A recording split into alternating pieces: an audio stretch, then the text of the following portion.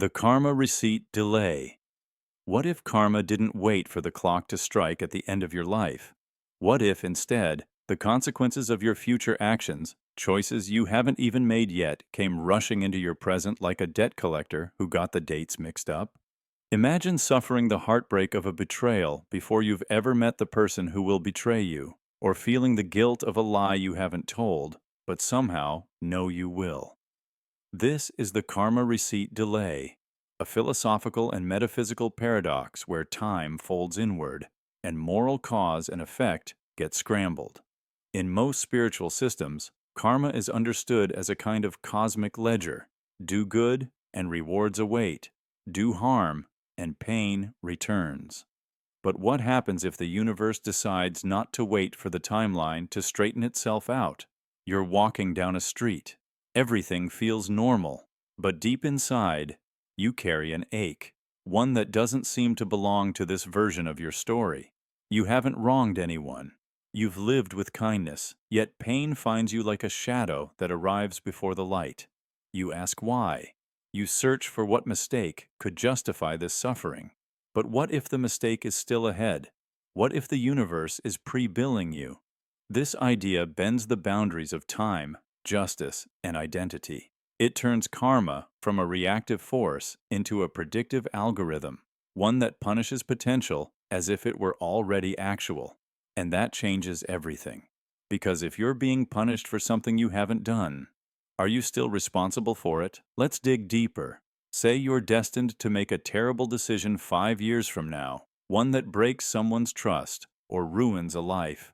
Under normal thinking, karma would catch up to you afterward, but in this model, the pain might begin now. A partner leaves you without warning, an opportunity collapses. Illness arrives with no known cause. You stand bewildered, wondering what you did to deserve it, but maybe you haven't done it yet. Maybe the cosmic system has peeked ahead in your script and started charging interest. This is where the idea of free will shatters. Because if your karma is arriving early, that suggests your path is already written. You're being held accountable not for random future possibilities, but for predetermined actions.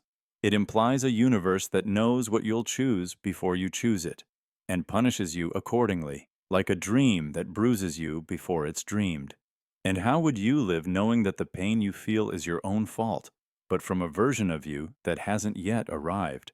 It creates a moral vertigo. Do you try to avoid the future mistake? Can you? Or does the very effort to avoid it fulfill the prophecy? The karmic debt becomes like gravity. You feel the pull before you see the fall. Now flip it. What if joy appears from nowhere? Love, success, happiness, luck. And you think, I don't deserve this. Maybe you're right. Maybe you haven't earned it yet. Maybe this is karma too. Prepaid reward, a future kindness banking interest in the now. But here's the twist. If karma can arrive early, can it also arrive wrong? Could you be suffering for someone else's future? A parent's choice? A lover's betrayal you'll never learn about? Or even a past life that isn't yours but attached itself to your karmic field, like static cling from the reincarnation dryer? This idea isn't entirely fantasy. In quantum mechanics, time is not a straight line, it's a probability field. In psychology, the brain responds to imagined trauma as if it were real. In trauma studies, people suffer from inherited emotional wounds they never personally experienced, intergenerational karma. So what if these concepts point to a deeper truth? One where cause and effect swirl rather than march in line. Picture it like a storm cloud, your karma not as a straight thread, but as weather forming over lifetimes. Some of it belongs to yesterday, some to tomorrow, but the rain falls today. In some Eastern philosophies, time is cyclical. Events ripple through lifetimes like stones skipped across water, and sometimes those ripples bounce backward. So the child suffers because the adult version made a choice, or the joy you feel is an echo from a kindness you'll offer long after this lifetime ends. It raises a chilling question. Are we truly at the center of our own cause and effect? Or are we just the point on the loop where it happened to cross? There are people who feel cursed without cause. People who live good lives yet endure endless pain. What if their karma is just early? What if their suffering isn't unjust, but pre-justified by a fate they haven't stepped into yet? And what if your greatest joy was never about your current goodness, but a promise you'll keep long after your current self is gone? The karma receipt delay makes time feel like an unreliable narrator. It scrambles our faith in fairness, our belief in sequence, and our trust in free will. But it also opens a powerful truth. Maybe the good you do now matters more than ever, not just for later, but for now. Because just as punishment might arrive in advance, maybe redemption can too. So if life feels unfair, if rewards and consequences don't match your current choices, don't rush to blame chance. Look ahead, or look within, because somewhere in the vast web of time and consciousness, your future self might already be shaping your present, and the actions you haven't yet committed may already be knocking at your door. The first soul error. What if everything you've ever felt out of place, every dream that didn't belong, every urge that made no sense, wasn't your fault? What if it all began with a single cosmic mistake? This is the story of the first soul error. It didn't scream, it didn't explode. It was quiet, a flicker, a misalignment in the sacred mechanics of soul assignment. In the first cycle, when energy became consciousness and consciousness became flesh, something went wrong. One soul, intended for a different existence, was placed into the wrong body. A mismatch, deep and subtle, like an instrument playing in a key just slightly off. No alarms were triggered, no gods intervened. The system was too perfect to question itself, and so the error slipped through. That soul, born into a body it didn't fit, began to live, and from the first breath, something felt off. Colors were wrong, touch was foreign, the instincts didn't align. Every choice, every desire, felt like it came from somewhere else. Not wrong, but not theirs. They cried in the crib with no reason. They stared too long at the stars. They heard music where others heard silence. But the world expected them to function, so they did. They mimicked, adapted, smiled on command, followed rules written for someone else. But inside, a fracture remained. Something sacred had been misplaced. And here's where the story spirals, because souls echo. And this soul, misaligned, began to affect others, not through intention, but resonance. Every soul it touched felt slightly disoriented, a secondhand confusion, like walking into a room that smells like a memory you don't have. Friends couldn't explain their unease. Lovers felt intimacy dissolve into longing. Even strangers paused, sensing a pattern they couldn't name. The world adjusted, compensated. One glitch becomes a ripple. The ripple becomes a current. Entire generations began to orient around the misalignment. Subtle shifts in emotion, identity, memory. Some people felt too much. Others felt nothing at all. A hunger emerged that no experience could satisfy, because the universe was trying to correct itself, but it couldn't find the root. Every reincarnation after carried traces of the error. A woman obsessed with birds, despite never seeing one in this life. A child who dreams in ancient languages. A man who cannot look in the mirror without flinching. All of them trying to resolve something they didn't cause. And the most painful part? They think it's them. They believe they're broken. They go to therapy. They pray. They bleed for answers.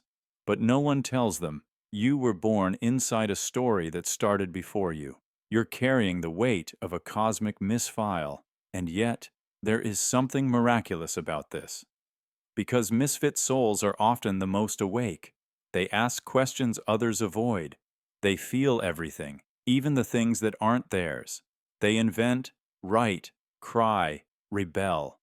They're drawn to the liminal, the edge of knowing, because that's where they were born. They are the bridge between systems, between realms, between truths. But it's not easy. They often suffer in silence. In success, they feel hollow. In love, they feel exposed. In crowds, they feel alone. They wear masks upon masks, trying to blend into a world calibrated for someone else. And sometimes they break. Not from weakness, but from trying to hold a universe that never held them back. So, what do we do with the first soul error? We stop pretending it didn't happen. We stop asking misfit souls to conform. We start honoring the fact that not all confusion is pathology. Some of it is legacy. Some of it is resonance from a mistake woven into the fabric of existence. Maybe we can't undo the error, but we can name it. We can hold space for those who feel like reality's rhythm plays a beat behind their own. We can tell them, your struggle isn't failure, it's memory of something older than even time. And perhaps the soul wasn't misplaced. Perhaps it was sent to remind the system that perfection is not the goal, that deviation births compassion, that a cracked bell rings a haunting, beautiful note. So if you feel like you've never fit, if you've spent your life searching for a home inside yourself, if you've been haunted by the feeling that something about you is borrowed, ancient, misnamed, maybe you're not broken. Maybe you're carrying the echo of the first glitch. Maybe you are the whisper of the first soul error. And the universe, through you, is learning how to heal. These souls often gravitate to roles they don't fully understand. Healers who can't heal themselves, leaders afraid to speak, artists torn between silence and symphony, not because they lack talent, but because the foundation was never built for them. They're navigating a terrain with the wrong map. They ask, why do I feel ancient? Why does every goodbye feel like a memory? Why does love feel like recognition, not discovery? And when they speak, people listen, not because the words are new, but because they carry the weight of something older than memory, a vibration that pulls at something buried in everyone else. The error became a mirror. In them, we see our forgotten selves, the versions that didn't conform, the child who asked too many questions, the dreamer who stopped dreaming, the pain we buried under routines. That's why we fear them. That's why we love them. Because misaligned souls break open something we didn't know was sealed. But healing won't come from correction. It will come from communion, from gathering these wandering souls and telling them they are not alone, from listening to the ones who feel too much and speak too little, from building a world where resonance matters more than replication. Because maybe the first soul error wasn't an accident. Maybe it was the universe making room for growth. Maybe it was the divine learning to stretch, to blur the lines, to evolve. You don't need to fix the glitch. You just need to recognize it. And let it become art. Let it become empathy. Let it become the thing that finally teaches the world how to feel. You are not a mistake. You are the medicine the system didn't know it needed. You are the pattern breaker. You are the memory keeper. You are the first soul's echo. And you are finally being heard. Memory debt spiral.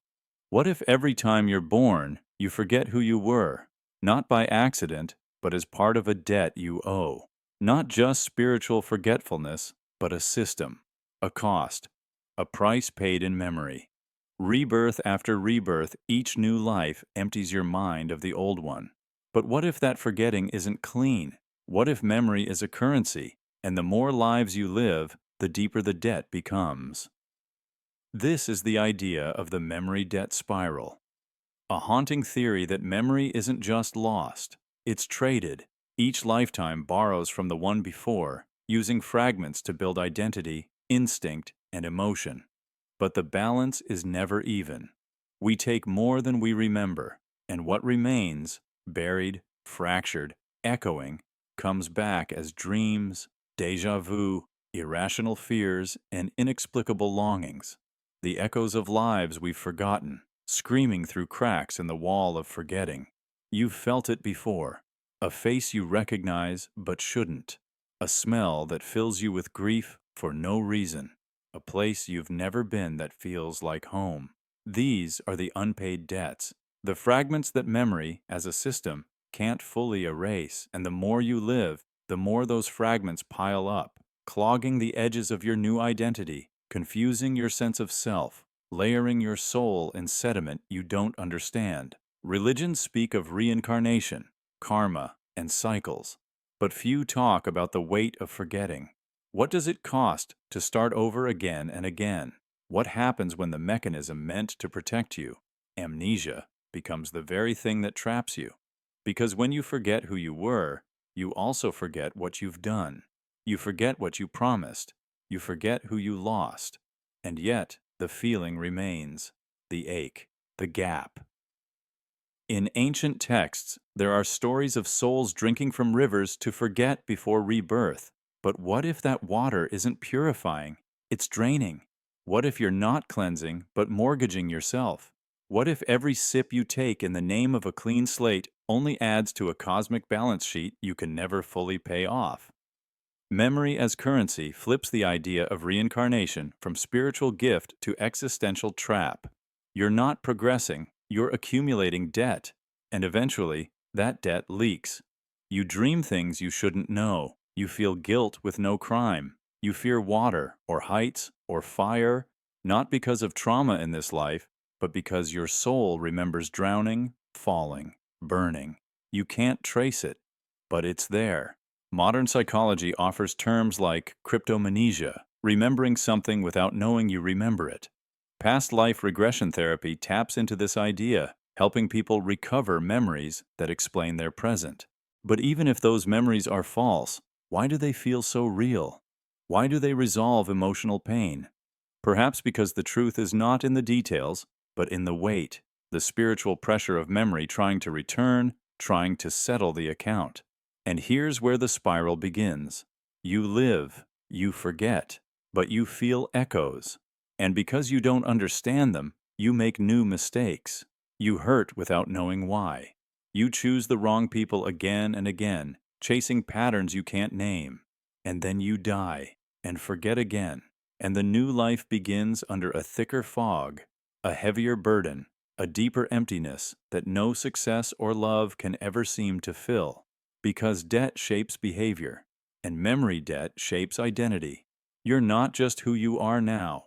You are the sum of all you've failed to remember. The spiral tightens when those fragments grow too loud, when they bleed into your thoughts and dreams and behaviors. You start breaking without knowing why, and in trying to fix it, you only create new cracks, new fragments, new memory debt. This is where nightmares come from. This is why some children scream in their sleep before they learn words, why some infants flinch from certain sounds, why others smile at shadows. It's the backlog, the debt rising to the surface. Not evil, not imagination, just memory. Memory trying to claw its way back in before it's wiped again. Some believe enlightenment is the end of the cycle, but maybe enlightenment is the full payment of debt. The moment you remember, not in images, but in essence, everything you ever were, not as a story, but as a weight lifted. When you no longer dream of unfinished lives, when your fear loses its unnamed shape, when peace replaces the itch of something forgotten. But few make it. Most live with the spiral tightening, memory debt disguised as anxiety, as depression, as longing for things they've never had. The soul collapses not from trauma, but from disorientation. You can't heal what you can't remember. You can't fix what you can't name. And so, the spiral deepens. But if memory is a currency, maybe there are ways to repay it. Acts of deep honesty, of kindness without motive, of confronting fear without context. Every moment you face what you don't understand might be a small payment. Every time you choose courage without clarity, you rewrite the record. You push back against the spiral. Maybe love, in its truest form, is not attachment, but recognition, the memory of connection that spans lifetimes. And maybe, just maybe, when enough is remembered, not in the brain but in the soul, you break the spiral. Not by knowing every past life, but by no longer needing to, because the weight is gone. The debt is cleared. You're whole again. Not because you recovered every detail, but because you stopped leaking. So next time you feel a sadness with no source, or a fear you can't explain, don't dismiss it. Don't analyze it away. Sit with it. Listen to the silence underneath. It may be memory trying to pay itself forward. It may be the whisper of who you were, reaching out, asking you to hold the weight just long enough to free the next version of you, reincarnated into yourself. What if you've lived this life before, not as someone else, not in another century, but as you, over and over again? What if every time you die, you reincarnate into the same existence, with minor, almost invisible changes? A different jacket on a stranger, a song that plays 1 hour earlier, a friend who calls instead of texting. The pieces shuffle, but the puzzle stays the same. The faces blur slightly, the events remix, but the story remains yours. This is the quiet terror of recursive existence, reincarnation not into something new, but into yourself. And you never notice, not fully. Maybe a déjà vu flickers in a dream, a feeling you've been here before, not in a past life, but in this life. Maybe that conversation felt too rehearsed. Maybe that street corner looked a little too familiar, but you brush it off because the world teaches you to forget. You go to sleep, you wake up, you live again, not knowing you've done it 1,000 times. Sometimes you make a different choice. Take the job, say, I love you, go left instead of right. And for a while, things feel new. But the loop doesn't care. It doesn't reset because you changed your haircut or moved to a new city. It morphs to absorb your rebellion. You rebel inside the loop, but never escape it. And worst of all, you start to feel the weight of repetition without knowing why. Fatigue with no origin. Regret with no source. A hunger for something more that never had a name. This is the prison of the self-repeating self, where growth becomes illusion, where transformation becomes rotation, where you think you're evolving, but really, you're orbiting. Think of Sarah. She keeps dating the same person in different bodies. They speak differently, dress differently, but the dynamic is always the same. She gives too much. They withdraw. She tries harder. They disappear. She thinks, why does this always happen to me? But maybe it's not chance. Maybe the pattern is the reincarnation. Or James, he's always one step away from his dream, one email away, one audition, one conversation, always almost. Every life iteration ends with the same sentence, I was just about to make it. Then the reset. We think reincarnation is about karma, about returning until you learn. But what if that learning never ends? What if the system isn't linear, but recursive? What if this is not your first version of today? And here's the eerie part. You can feel it. When the same thought loops back for the 10th time. When the same anxiety crawls out of the same memory. When your body moves before you think. Not from instinct, but from ancient repetition. You've done this before. So what breaks the loop? Maybe it's not a big act. Maybe it's not enlightenment or escape. Maybe it's noticing, fully. In a way you never have before. You sit with the moment, not as a step toward something, but as its own destination. You stop trying to win the game. You step out of the script. You say something unscripted. You love someone without needing them to love you back. You scream in the middle of a grocery store. You laugh when you're supposed to cry. You break the rules, not because you're a rebel, but because you refuse to keep playing the same character. And something shifts. A crack in the loop, a rupture in the cycle. Not a full reset, but a moment of freedom. Maybe that's all reincarnation ever wanted. Not for you to reach perfection, but to notice the repetition and choose something unpredictable. Maybe the only way out is to become unknowable to the pattern that built you, to surprise the algorithm of your soul. And in doing that, even if you reincarnate again tomorrow, you'll know. This version was different. There's a reason this theory unsettles you, not because it's implausible, but because it feels familiar, like a secret you've been keeping from yourself, a secret your dreams sometimes try to reveal, a hallway you keep walking down, a door you've opened before. You can't explain it, but you know. The feeling that you've been stuck at this very crossroad, that this conversation has already fractured, that your silence in this exact argument already cost you something in a life you can't recall. It's not always dramatic. Sometimes, it's the smallest thing. A book you feel you've already read line by line. A person you just met who feels like a returning character. A mistake you promised never to make again. And yet, here you are, knees deep in the same sorrow. Maybe that's why we fear quiet, why we fill our lives with noise, because in the silence, we might hear the echo, the loop whispering, "Welcome back." But not all loops are punishment. Some are mercy. Some are mercy wearing the face of frustration. Life giving you one more try, and another, and another. The loop isn't always here to trap you. Sometimes it's here to offer you the very thing you swore you'd never miss again, if only you could recognize it in a new form. A lost love returning as a stranger. A mistake now wearing the costume of opportunity.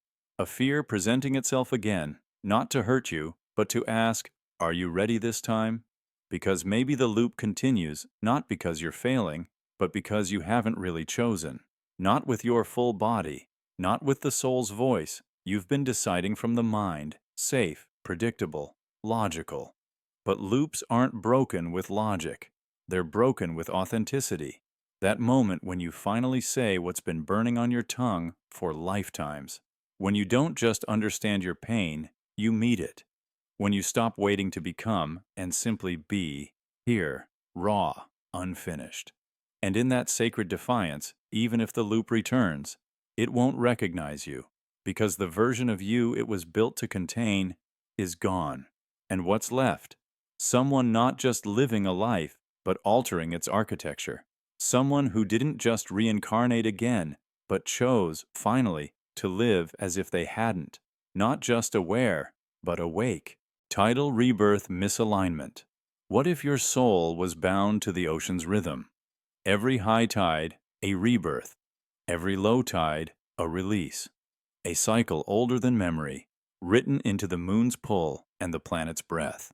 What if your reincarnation wasn't random, but tidal? And each time the water surged and retreated, you were born again, washed clean, memory erased, identity rewritten by salt and gravity. But then, what if something went wrong? What if one tide came and you didn't fully return?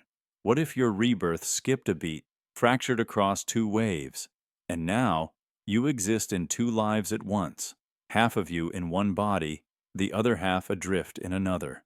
Two names, two memories, two sets of eyes that sometimes see the same dream.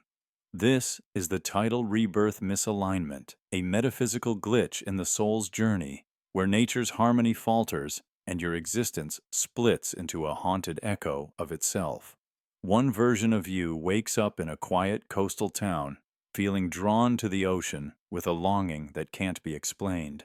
The other wakes in a city of steel and sound, with phantom flashes of crashing waves behind every closed eyelid. You are both, but not wholly either. Reincarnation, in many traditions, is about continuity. You die, you return. Different form, same essence. But what if the mechanism is mechanical in its own way, timed like a tide clock, precise to the moon's orbit? What happens if one cycle misfires? One wave arrives before the other retreats.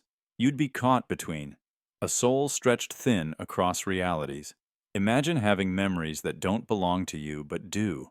Falling in love with a stranger you've never met in this life, but met nightly in the other.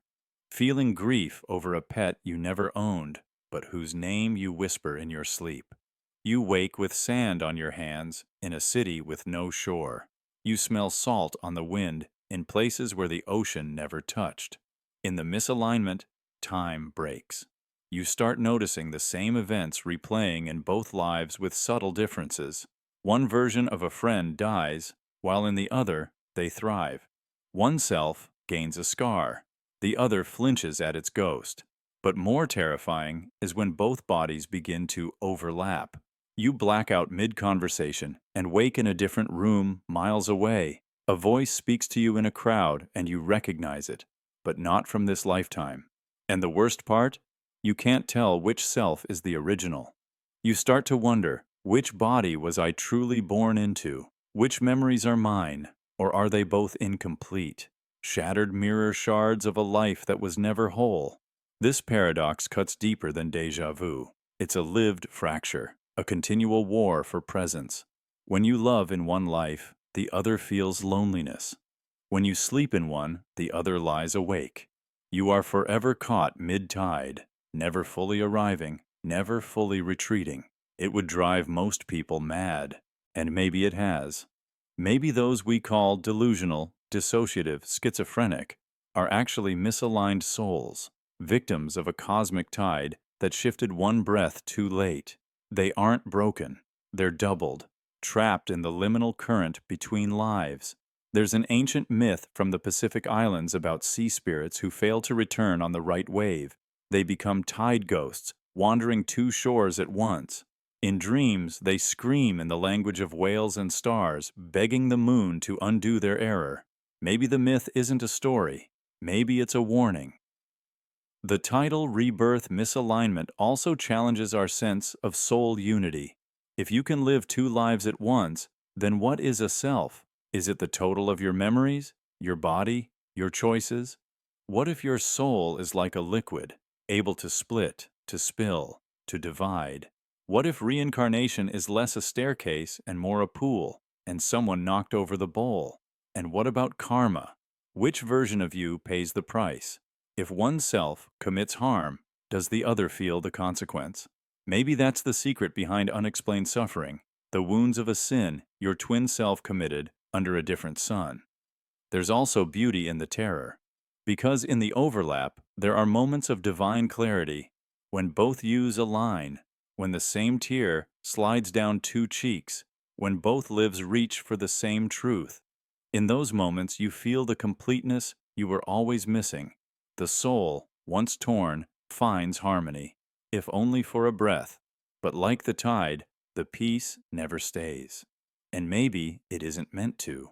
Maybe the lesson of misalignment isn't to escape it, but to embrace the fluidity of being, to realize that your soul is more ocean than stone. That identity is not a fixed point, but a moving wave. And that sometimes you must be both drowned and breathing, here and elsewhere, broken and becoming, just to be fully alive. So if you feel the pull of a life that isn't yours, if the tide whispers your name in languages you don't remember learning, if the wind carries grief that doesn't belong to this body, maybe you didn't miss a life. Maybe you're living both. Maybe the ocean is just waiting for the next high tide to bring you back together, or to pull you even further apart. The Reflection Mismatch. What if your reflection isn't really you? You look into the mirror every day. You check your hair, your skin, your expression, but sometimes, just sometimes, something feels wrong, off, not quite distorted, not quite unfamiliar, but misaligned, like you're seeing a version of yourself that doesn't fully match who you feel you are. You brush it off, a trick of the light, a mood, a passing insecurity. But what if it's something deeper? What if the person you see isn't your current self, but a residue, a leftover imprint from a past life that never fully let go? This is the phenomenon of the reflection mismatch. It's not about vanity or self-perception. It's about identity and its layers. You believe your reflection shows you as you are, but mirrors don't reflect the soul. They reflect light. And what if that light bends around memory, time, and consciousness? What if the image staring back at you is haunted, not by a ghost, but by a version of you that lived before? Reincarnation is often thought of as a clean slate. A soul dies, another body is born, the cycle continues. But what if the transition isn't seamless? What if echoes of who you were still bleed into who you've become, not as memory, but as energy, as presence, as subtle distortions in how you see yourself? Imagine this. In a previous life, you carried guilt, deep, unresolved guilt. You died with it still clinging to your consciousness. When your soul passed into a new form, the guilt came too, not as a thought, but as a feeling, a weight. You look in the mirror now and see tired eyes, a heaviness in your posture, a shadow you can't place. You've done nothing wrong, but your reflection says otherwise. That's not your imagination. That's the residue. Or imagine you once held power, influence. You were admired, feared, respected. You carried pride in every step. But that life ended suddenly, violently. Now, in this life, you avoid attention. You feel uneasy with praise. And when you catch your reflection, part of you feels like an imposter. Like the person in the mirror is too confident, too composed to be you, because part of that person isn't. The reflection. Mismatch isn't a delusion, it's a signal, a tier between identities. A reminder that your current self is layered over a deeper blueprint, one shaped not only by this lifetime, but by many. Let's bring it into the psychological realm. There's a phenomenon called depersonalization, where individuals feel detached from their own body, their own image. They say things like, "I feel like I'm watching myself. That can't be me." While often linked to trauma, what if that sensation isn't just neurological, but metaphysical? What if it's your soul recognizing that the body it wears isn't fully synchronized, that it's wearing a suit stitched from more than one life? And here's where it gets eerie. There are stories of people undergoing past life regressions who suddenly report that the face they see in dreams isn't their current one, but a recurring, alternate face. When shown photos of historical figures, they gravitate to one specific person. And when asked why, they say, "That's who I see in the mirror sometimes." It doesn't happen often, but when it does, it leaves them shaken. Not because they saw someone else, but because they saw someone they somehow knew was also them. This is not just poetic speculation. The mirror has always been a symbol of mystery. In many ancient cultures, it was believed that mirrors don't just reflect, they reveal. That to look too long into one might open a doorway, not outward, inward. So, what does that mean for you? Next time you look into the mirror and something feels off, don't rush to adjust your appearance. Ask instead, who is this version? What emotion lingers in their gaze? What story might they be carrying that I haven't yet heard?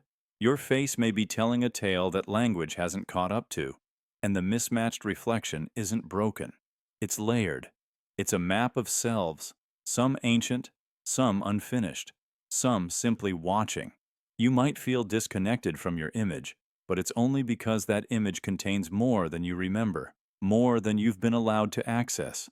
And sometimes, at night, in just the right light, that other version surfaces, a twitch of the mouth, a furrowed brow, a way of standing you never learned.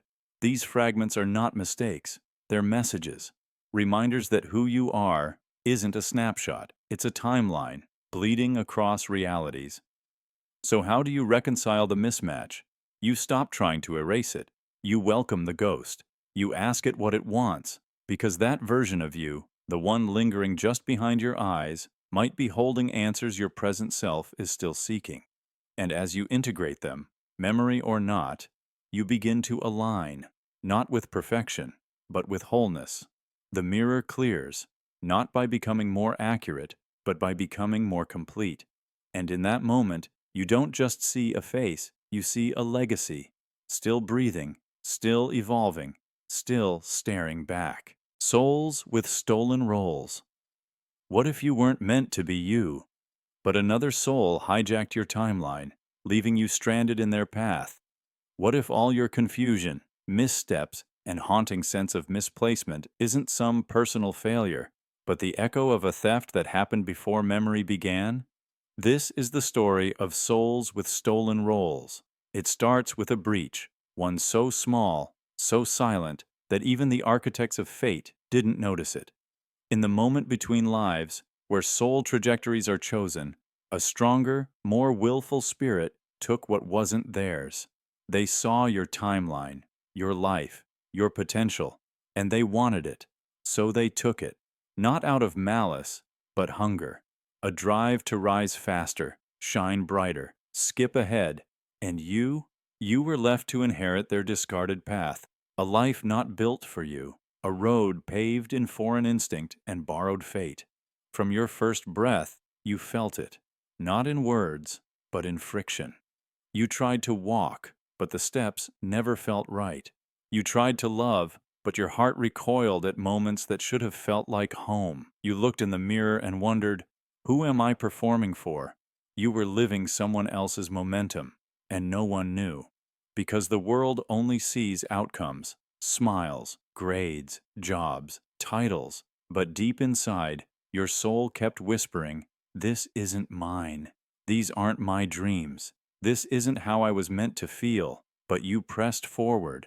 You tried harder. You told yourself everyone feels like this sometimes. But this wasn't existential dread or fear of failure. This was a dissonance at the core of your being, a mismatch between spirit and story. You weren't failing your destiny. It had been rerouted without your consent. Meanwhile, the one who stole your role thrived, or so it seemed, because stolen roles always corrode. They shine for a while, appear perfect, but inside, the soul rots from the dissonance. They begin to feel too powerful, too celebrated, too admired, and none of it feels earned. The applause echoes, but it doesn't land. Because it wasn't theirs to begin with, they become paranoid, addicted to recognition, haunted by a fear they can't name. And you wander. You start things you don't finish. You feel attraction and repulsion simultaneously. You sabotage your own success, not because you're afraid of it, but because on some level, you know it wasn't meant for you. You're trying to unwrite a story you didn't choose. Some souls in this state retreat. They vanish from ambition. They hide in ordinary routines. Others rebel. They act out, burn bridges, chase chaos, not to destroy, but to shake the system until it confesses, yes, something was stolen. But the universe doesn't deal in confession. It deals in compensation. And slowly, the timelines start to tremble. Cracks appear. The thief begins to falter. The stolen role becomes heavy. And you begin to remember pieces of what was once yours. Flashes, memories, desires that never made sense. A love of painting when you were raised among engineers. A fascination with stars when you were taught to fear the sky. A calm in chaos that feels ancient, though no one taught it to you. These are relics of your original path, not dreams, but echoes. And if you listen, they begin to gather. You start to build a new internal map, not to become who you were meant to be, but to reclaim the fragments, to stitch a life that honors what was lost, without chasing what was stolen. But make no mistake, this is a war of identity, and it is fought in silence. So, if you've ever felt like your life doesn't fit, if you've looked around and wondered how you got here, even when you followed all the right steps, if your passions feel like ghosts and your reflection feels like a stranger, maybe your role was taken.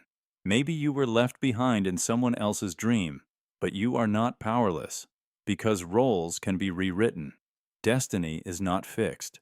It's responsive. And the moment you stop performing and start remembering, the shift begins. The thief?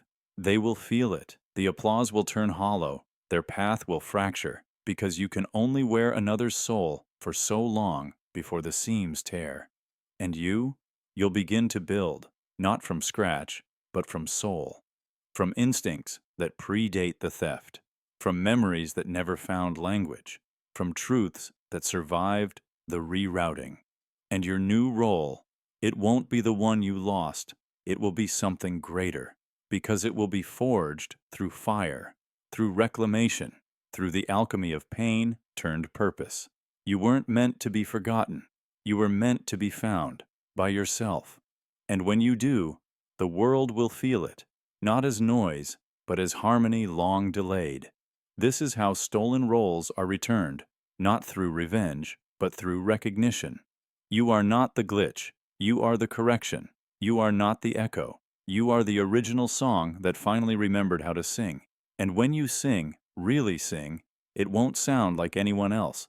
It will tremble the bones of the universe. It will return timelines to balance. It will remind even the thief who they were before the taking. Because when one soul remembers, all of us begin to wake. This is your voice. Use it and make the world remember. Dead before birth. Paradox. What if the moment you think you were born, You were already dead. Not metaphorically, not spiritually, but in some deep, paradoxical way, you refused death before life could even begin. The dead before birth paradox asks, what if life isn't the beginning at all, but the echo of something that should have ended? Imagine this. The instant before birth is not a blank slate, but a battlefield. A moment where existence hesitated, where something pulled you toward non-being, but you didn't go. The doctor sees a newborn's first breath, but what if that inhale wasn't emergence? It was defiance. What if you already died, and what we call life is a kind of delay, a side effect of resisting death itself? That would make every heartbeat a protest, every breath a rebellion. Your memories, an improvisation. A narrative the mind builds to make sense of this borrowed time. Because if you weren't meant to continue, what is this flickering consciousness? What is this story you're now trapped in? This theory suggests that life isn't a gift, it's a rupture, a crack in the timeline where death failed to close the loop. You weren't born into reality, you ruptured through it, and now, all around you, reality tries to mend the tear. Coincidences pile up. Time glitches. You sense something is off. Because it is. You weren't supposed to be here. Have you ever felt that? That strange pressure in your chest, like the world is leaning too hard against you. That echo of being watched, but not from the outside, from the timeline itself. You walk through days like a shadow slightly detached from the ground, alive but adjacent, present but unrooted. That feeling is not dysfunction. It's the truth whispering through the cracks. There are moments you almost wake up to it, near-death experiences, accidents that should have killed you, sudden chills without cause, déjà vu so intense it stops you mid-step. Maybe these aren't glitches. Maybe they're reminders that you were never meant to go this far, that reality is trying to recall you. In some versions of this theory, people who feel a chronic disconnection from others, from time, from purpose, aren't broken. They're simply displaced. Souls that slipped through the veil when it should have closed. The universe is mostly consistent, but not perfect, and when it stutters, anomalies emerge. You. The stories we tell about being chosen, about having a destiny, they might not be gifts. They might be containment systems. Narratives designed to stabilize a consciousness that should not exist. You're not fulfilling a purpose. You're managing the damage of your arrival. You're the fracture walking. Think about the dreams that don't feel like dreams, where you're falling through fog, or suspended in water, or floating above your body. They might not be fiction. They might be memories, not of life, but of the death that didn't complete, the stillness you rejected, the silence you escaped. The dead before birth paradox rewrites the idea of life as origin. Instead, you are a ripple in the event that failed to finalize, a consciousness uncollapsed. That's why time feels strange, why the future feels foggy and the past feels fictional. Because your narrative is stitched onto a timeline that tried to exclude you.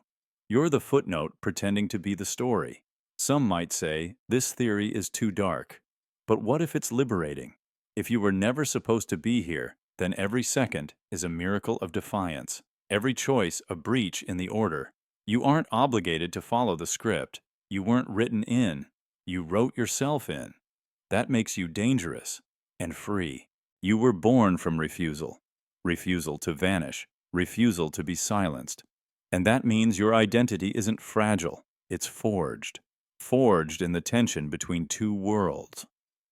One that rejected you, and one that you now haunt. And maybe that's what ghosts really are. Not dead people trapped in the world, but living people who were never truly accepted by it. You're not a ghost of the dead. You're a ghost of the unborn. The unrealized, the almost erased. So, if you've ever wondered why you feel split, why life feels like a stage, why you observe more than participate, maybe it's because some part of you is still negotiating with the silence, still bartering for more time.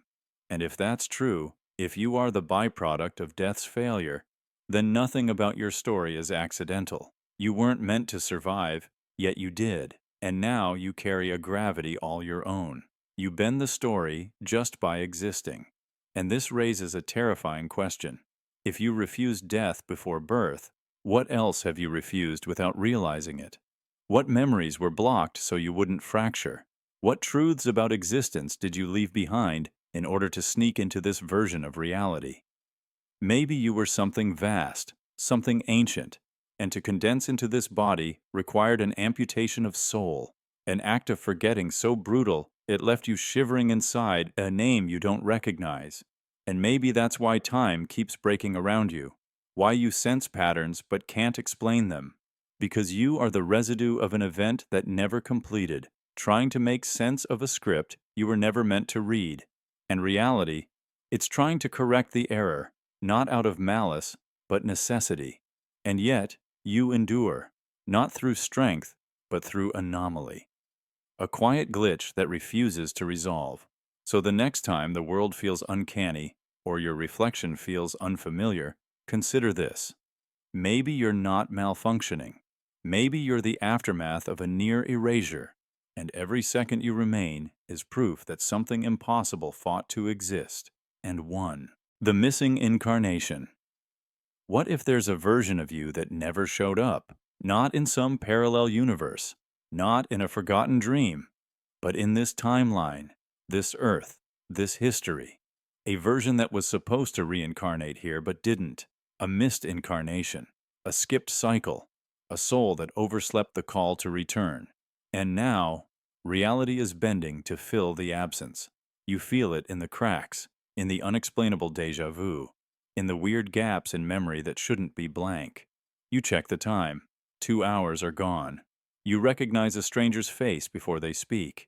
You walk into a room and know you've never been there, and yet the wallpaper feels familiar, the air too intimate.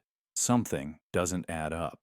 It's as if your soul's puzzle is missing one piece, and reality is compensating with echoes. We often think of reincarnation as linear, life after life, lesson after lesson, a chain of growth across time. But what if something glitched? What if the next you didn't show up? What if your soul skipped the jump, and now the universe is trying to patch the hole? It doesn't do it perfectly.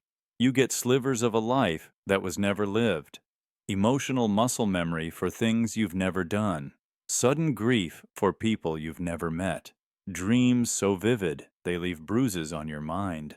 This is the missing incarnation, and it leaves traces, like the constant sense of being early or late to something you can't name. The gut feeling that someone important is missing, but you're not sure if it's them or you. A longing not tied to any memory, a nostalgia for something that never happened. You look through old photos and swear there should be another face beside yours. You walk through your childhood home and feel like an invisible sibling once lived there too. You're haunted, not by ghosts, but by absences, by timelines that blinked but never breathed. Think of Alex. He always felt like the side character in his own story, like the plot was built for someone else. He goes through the motions, but it never lands, not fully. Even joy tastes muted. Even pain feels borrowed. And then one day, he dreams of a desert, of a war, of a sacrifice he doesn't remember making. He wakes up sobbing, but the grief isn't his. It's someone else's. Someone who never incarnated. Or Isla. She stares at the moon and feels rage. Not romantic longing, not poetic awe. Rage. As if something happened there, and no one believes her. As if her body remembers something her life never lived. What if these aren't psychological errors, but echoes of an incarnation the system forgot? And what if the reason you can't shake the feeling that something is off is because you're carrying a slot meant for another version of you, a version that never arrived? Maybe that's what déjà vu really is, not a memory, but a placeholder. The world trying to remind you that something was supposed to happen here, and it didn't. So what do? You listen. To the blank spaces in your memory, to the pull of places you've never been, to the names that echo louder than they should. You follow the grief that has no story, the tears that come too easily, the love that arrives too fast. Some people feel this gap in strange obsessions, an unexplainable pull toward a foreign culture, a language they've never studied but slips into their thoughts in sleep, an instrument they've never touched but their fingers twitch as if remembering it, as if a life unlived is whispering through their skin. There's Maya, who collects clocks, not to tell time, but to feel it. She says the ticking helps her hear the missing beat, that there's a rhythm she's been trying to match since she was a child. Her parents thought it was anxiety, but she knew. She knew something important failed to arrive, and now her life ticks half a second behind reality. Others feel it in the mirror. They see their reflection, and it's slightly wrong. Not alien, not monstrous, just subtly misaligned. As if the face belongs to a person who should have lived here but didn't. And now they wear the costume of a ghost they never met. Psychologists might call it dissociation. Spiritualists might call it soul fragmentation. But what if it's neither? What if it's the system trying to rebalance itself? The echo of a soul that didn't incarnate echoing through you, because there's nowhere else for it to go. It's not just eerie, it's sacred. You are carrying more than one timeline now. You are the voice, the body, the witness of a skipped incarnation. That burden is heavy, but it's also profound, because it means you were trusted with more than one thread. It means you're not here to chase ordinary. You're here to live wide enough for two. And maybe, in some cosmic archive, your soul signed off on this. Maybe you agreed, before birth, to remember enough for both lives, to complete a loop you never began, to create closure for a story that was never allowed to start. So don't rush to numb the ache. Don't bury it in distractions. Sit with it. Let it speak. Let the silence hum its truth. When you feel the echo, respond. Not with fear, with curiosity. Because somewhere in the space between your footsteps and your shadow, you're not walking alone. There's another life curled inside your ribs, a song unfinished, a dance not yet danced. And if you move slowly, gently, with reverence, you might still hear the music, and that may be enough to make this life whole. Heartbeat displacement theory. What if reincarnation doesn't take time? No waiting room in the afterlife, no cosmic paperwork, just one heartbeat stops, and another begins. A clean, immediate handoff. One soul exits, another enters. But what if, in the chaos of overlapping deaths, the universe makes a mistake? What if two people die at the same moment, and one soul slips into the wrong heartbeat? This is the heartbeat displacement theory, a metaphysical glitch where reincarnation, usually thought of as an orderly cycle, becomes tangled by simultaneity. One soul lands in a life it was never meant to live, a mismatched presence, a misplaced essence, a consciousness that doesn't belong and knows it. You might wake up crying in a crib, already grieving something you don't remember losing. Or you're a teenager with talents no one in your family understands, skills that seem to come from another world. You speak a language you've never learned. You mourn people you've never met. Every mirror feels off. Every reflection stares back like it's trying to place you, too. People call it reincarnation memory, but this is different. This is a soul being forced to wear a skin it was never meant to inhabit. It's not nostalgia. It's homesickness for a destiny you never reached. Imagine you were meant to be a sculptor in Florence, born into peace, art, and soft marble. But a soldier died at the same instant, and you were pulled into his rebirth instead. Now you live in a city of smoke, fists, and orders. Your hands crave clay, but they only know how to hold a rifle. You remember none of it, but you feel all of it. Heartbeat displacement explains why some people never feel at home in their own lives, why they cry at songs they've never heard, why children sometimes look haunted. It's not trauma, it's dislocation at the level of the soul. and it raises terrifying implications. If your soul is in the wrong body, whose life are you living? What happened to the person who was supposed to be here? Are they living yours? Are they happier? Or are they just as lost? Each soul echoing a different rhythm, neither aligned to the life they've received. You start noticing glitches, the sense that something's just off. A heartbeat that skips every time you do something out of alignment. You take up painting, and suddenly everything feels right, as if the universe exhales. Or you visit a country for the first time and burst into tears, overwhelmed by a homecoming you can't explain. That's the displaced soul trying to find its way back through sensation. There are cultures that believe in soul wanderers, people whose spirits haven't anchored correctly. They describe symptoms: constant unease, a deep sadness without reason, a brilliance that comes with unbearable pressure. These people are often called gifted, cursed, or strange. But what if they're just reassigned identities, souls playing the wrong role? The theory also cracks open the idea of fate.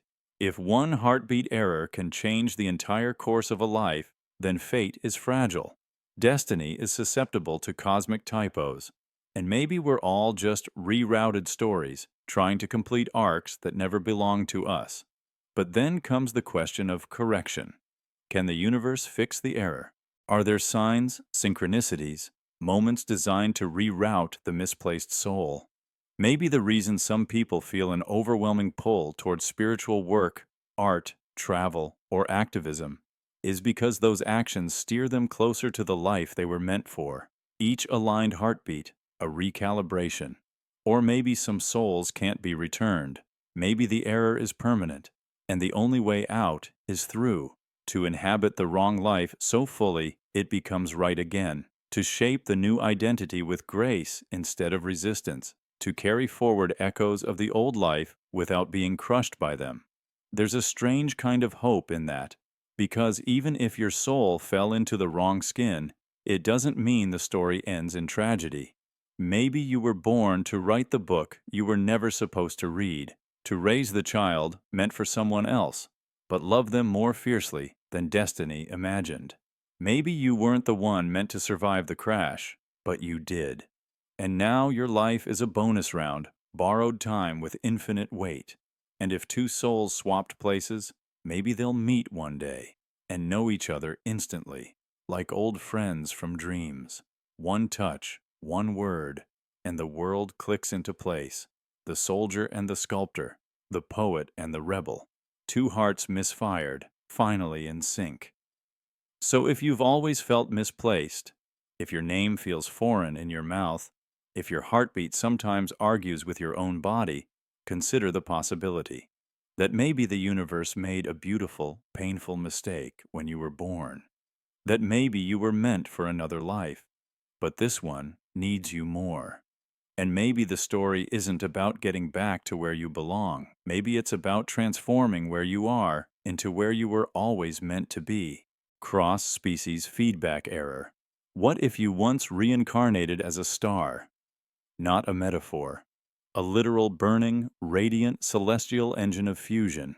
Not bound by flesh, but by plasma. Not beating a heart, but collapsing space around your core. A form of life so alien we don't even call it life. And yet, what if that was you? And what if the light you emitted still echoes? This is the concept of the cross-species feedback error, a hypothetical fracture in the karmic loop where souls reincarnate not just as animals or humans, but across categories so vast they break every biological rule. You weren't just human, you were tree, flame, whale, storm, star. And something went wrong. In traditional views of reincarnation, the soul passes through lessons, gaining insight, cleansing karma, evolving. But if consciousness is a pattern of energy, not merely thought, then what stops that energy from anchoring to other forms? Stars, after all, operate in patterns. Fusion births heat. That heat births light. And that light crosses galaxies, touching matter, influencing formation. What if you emitted that light?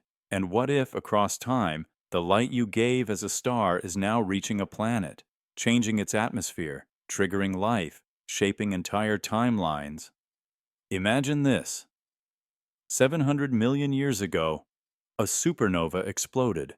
It showered a young solar system with radiation, one of those planets, Earth.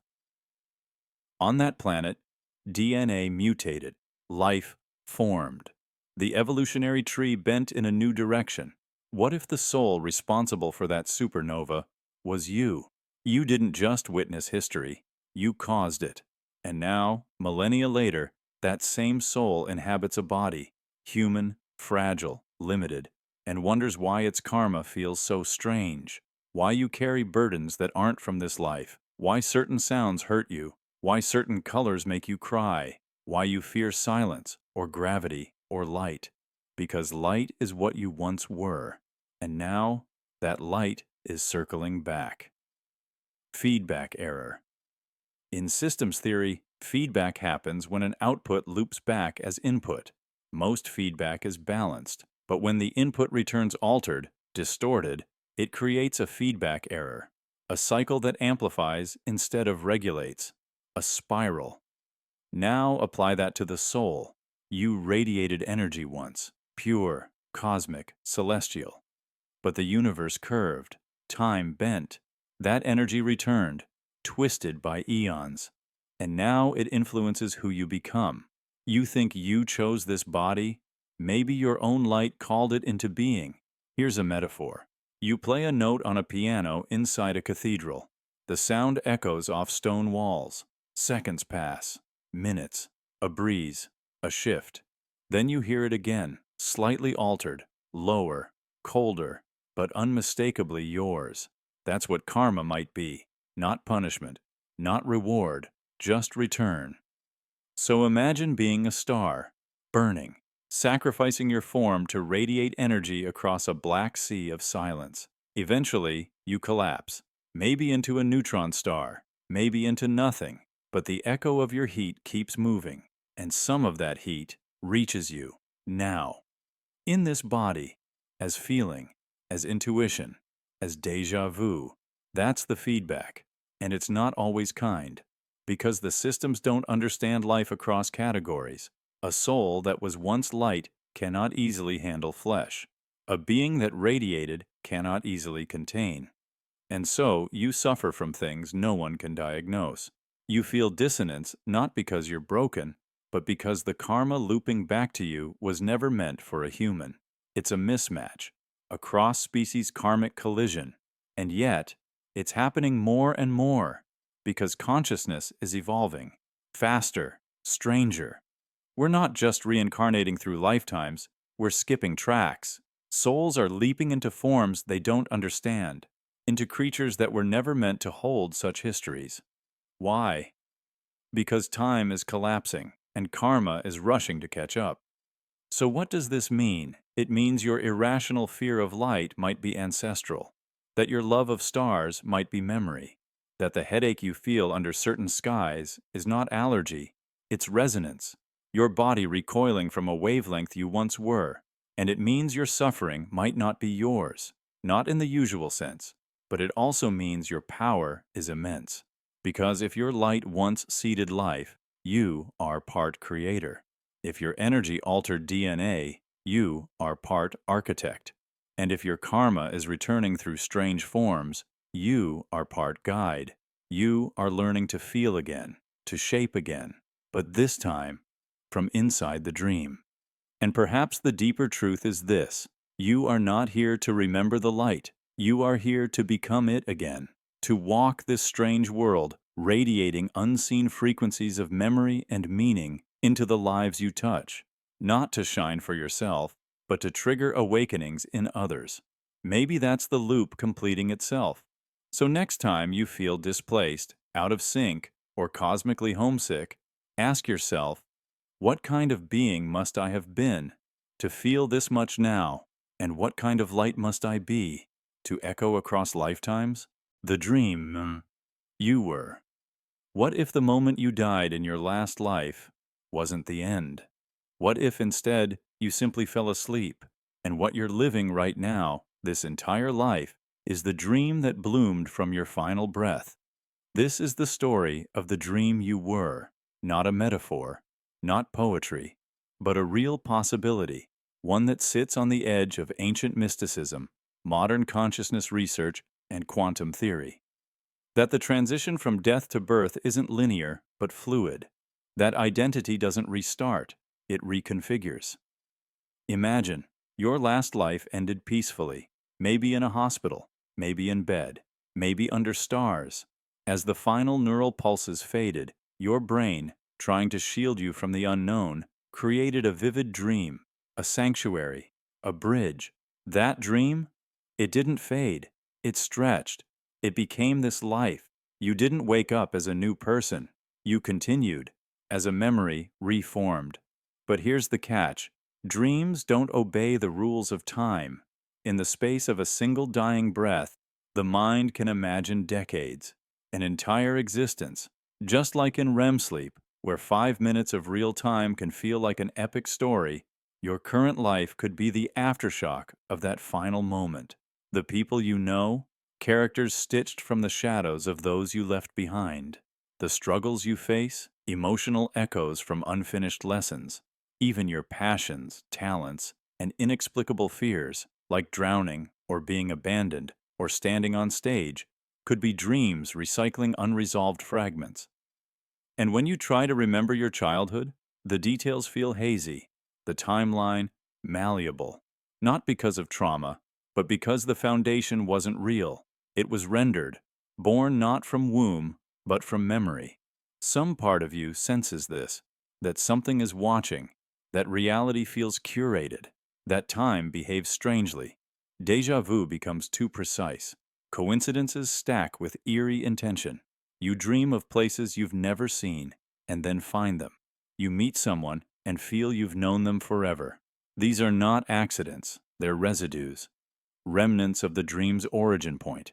And maybe, just maybe, you've already tried to wake up.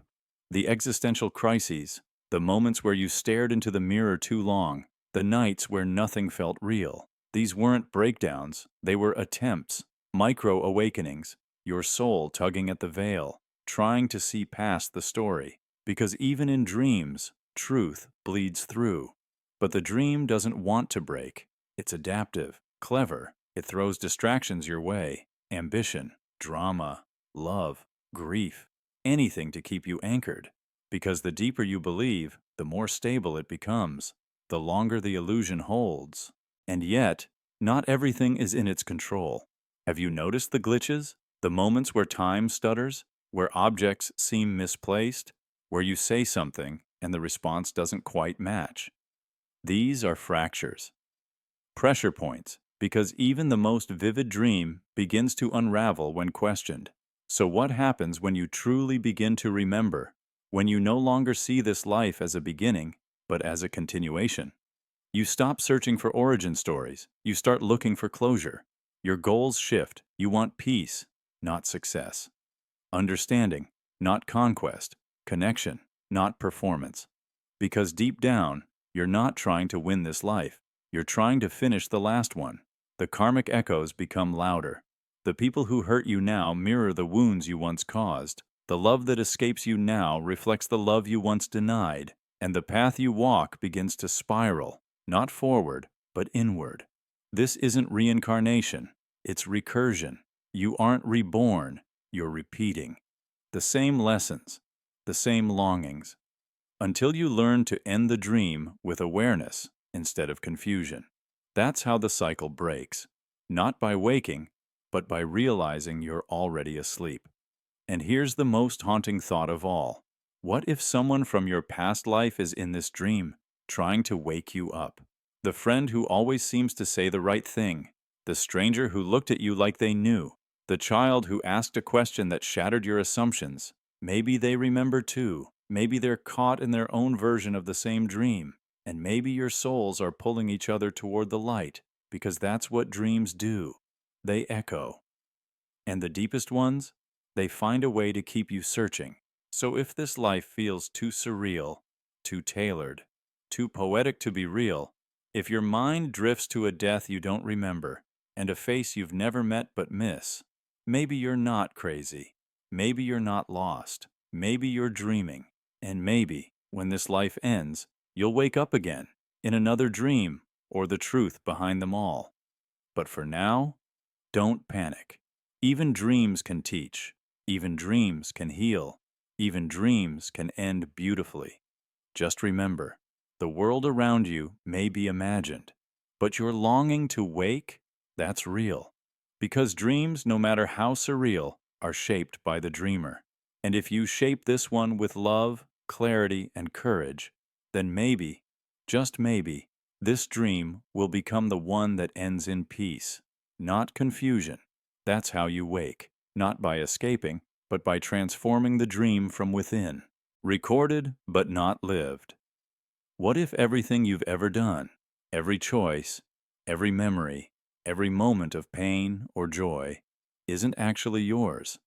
What if this life is a recording, a playback, looping inside your mind like a film you didn't direct, scripted by someone else, lived by someone else, and stored in some ancient archive beyond time? This is the paradox of being recorded, but not lived. A life that feels real, but isn't owned. You wake up with your memories intact. You remember your childhood, your first heartbreak, your biggest regrets. But how can you be sure those memories were made by you? What if they were just written in, like scenes embedded in a simulation? If your thoughts are echoes, not origins, then who's the original? And where are they now? Imagine a cosmic archive, beyond time, beyond the known laws of reality. In this archive, lives are stored like data, reincarnations cataloged, cross-referenced, indexed. You weren't meant to play back this particular file, but something glitched, something misaligned. And now, you're living a life that once belonged to someone else. You don't notice at first, because the details are flawless. Emotions feel genuine. The people around you seem to love you or hurt you in ways that feel deeply personal. But there's always a strange undercurrent, that sense of not quite belonging, that dreamlike distance, like the world is rendered just a second too late. Maybe that's why you feel nostalgic for things you never lived, why places you've never visited feel like home, why you sometimes mourn for people you've never met. These aren't memories, they're playback residues, emotional leftovers from a life that isn't yours, a story you're watching, not writing. This paradox leads to identity crisis on a cosmic scale, because if this life isn't yours, who are you? Are you just a vessel, temporarily assigned a file? Or were you once someone, now overwritten? Maybe your soul was meant to be something else entirely, but a clerical error at the metaphysical level gave you this instead. And what happens when the playback ends? Do you rewind, erase, transfer? Or are you returned to the archive, never having truly lived anything at all? What if death isn't an end, but a return to the shelf, to wait in silence until another consciousness mistakenly picks you up? This would explain the fragmented dreams, the sense that time jumps forward or doubles back, the invisible weight of meaning you can't define. You're walking through someone else's narrative, built on a foundation that remembers, but not for you. And yet, within this surreal premise, something profound emerges. Because if this life is not yours, but you are feeling it now, then in some strange way, you've made it yours. The recording doesn't have agency. You do. The playback doesn't choose. You can. That act of witnessing, of reacting emotionally, of questioning, might be what gives the playback new life. You aren't just the observer, you're the reanimator, the soul who turned a memory into a moment, a file into a fate, a playback into presence. So maybe that's the point. Maybe the archive never intended perfection. Maybe it intended remixing. Maybe your existence is not a mistake, but a mutation, a glitch that creates something new. Not the original, not the copy, but the first of its kind to ask, if this isn't mine, why does it still matter? And this raises another eerie possibility. What if you're not the first to relive this playback? What if others before you have inhabited this same life file, each one mistaking it for their own, layering ghost memories upon ghost memories. Maybe that's why the world sometimes feels overcrowded with meaning, why certain moments echo too loudly, or why certain thoughts feel borrowed. You're not just watching one life, you're watching the echo of many viewings. There could be fragments hidden in the folds of your mind, leftovers from other observers, instincts that don't belong to you, fears that feel inherited, a taste for music you've never heard. The precise choreography of grief over a loss you never lived. You might dismiss them as quirks or ancestral influence, but what if they're bleed-throughs, echoes from those who came before you in this recording, leaving behind their emotional fingerprints? You might wonder, if this life is borrowed, does it cheapen your pain, your love, your desire? But maybe it's the opposite. Maybe the fact that you feel so deeply inside something that was never meant to be yours proves the power of consciousness to transform. The playback may be fixed, but your awareness is not. You are the improvisation inside the loop, the anomaly that makes the repetition worth experiencing. And maybe that's what awakens the archive itself. Maybe it's watching, not to punish, but to observe what happens when the wrong file meets the right soul, when something unexpected occurs, when someone like you shows up and makes borrowed moments burn brighter than the originals. That could be the true purpose, not memory, not record keeping, but evolution. So, if you've ever felt like you're living a life with no origin, walking through someone else's echo, speaking words that taste both familiar and foreign, you're not broken. You're rare. You're a divergence, a conscious soul caught in a recording, refusing to just play it through. And that refusal? That's where something real begins. Echoes. From skipped death. What if you cheated death? Not metaphorically, not just surviving an accident or recovering from illness, but truly, cosmically, evading a moment when everything was supposed to end, a second where the universe paused, ready to escort you out, and you slipped past it. And what if that moment didn't forget? What if time kept the receipt? Imagine living your life beyond your expiration date. Everything around you appears normal, but underneath, something is off. Subtle fractures in the pattern, clocks that blink the wrong time, streetlights that flicker when you pass, conversations that trail off into static, as if the world is running code not meant to include you anymore. You weren't supposed to be here. Not like this.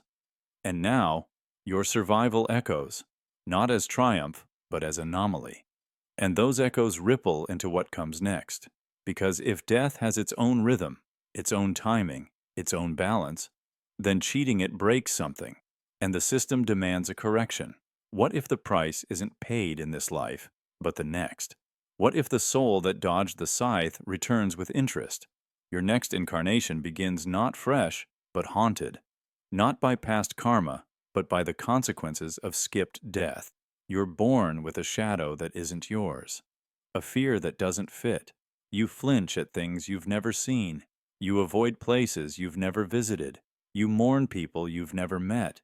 You carry the weight of a goodbye you never said, because you never left. This is the haunting of the unfinished ending. Think of Owen. He was supposed to drown at 17, but someone pulled him from the water. His heart stopped, then started again, and for a while, everything felt miraculous. But then, strange things began.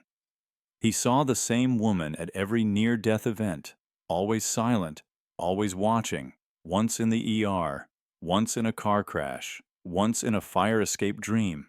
She never aged. She never blinked. Years later, Owen's daughter is born. She draws that woman's face before she can talk. He never showed her, never spoke of it. Yet the image stares back. Or Lyra.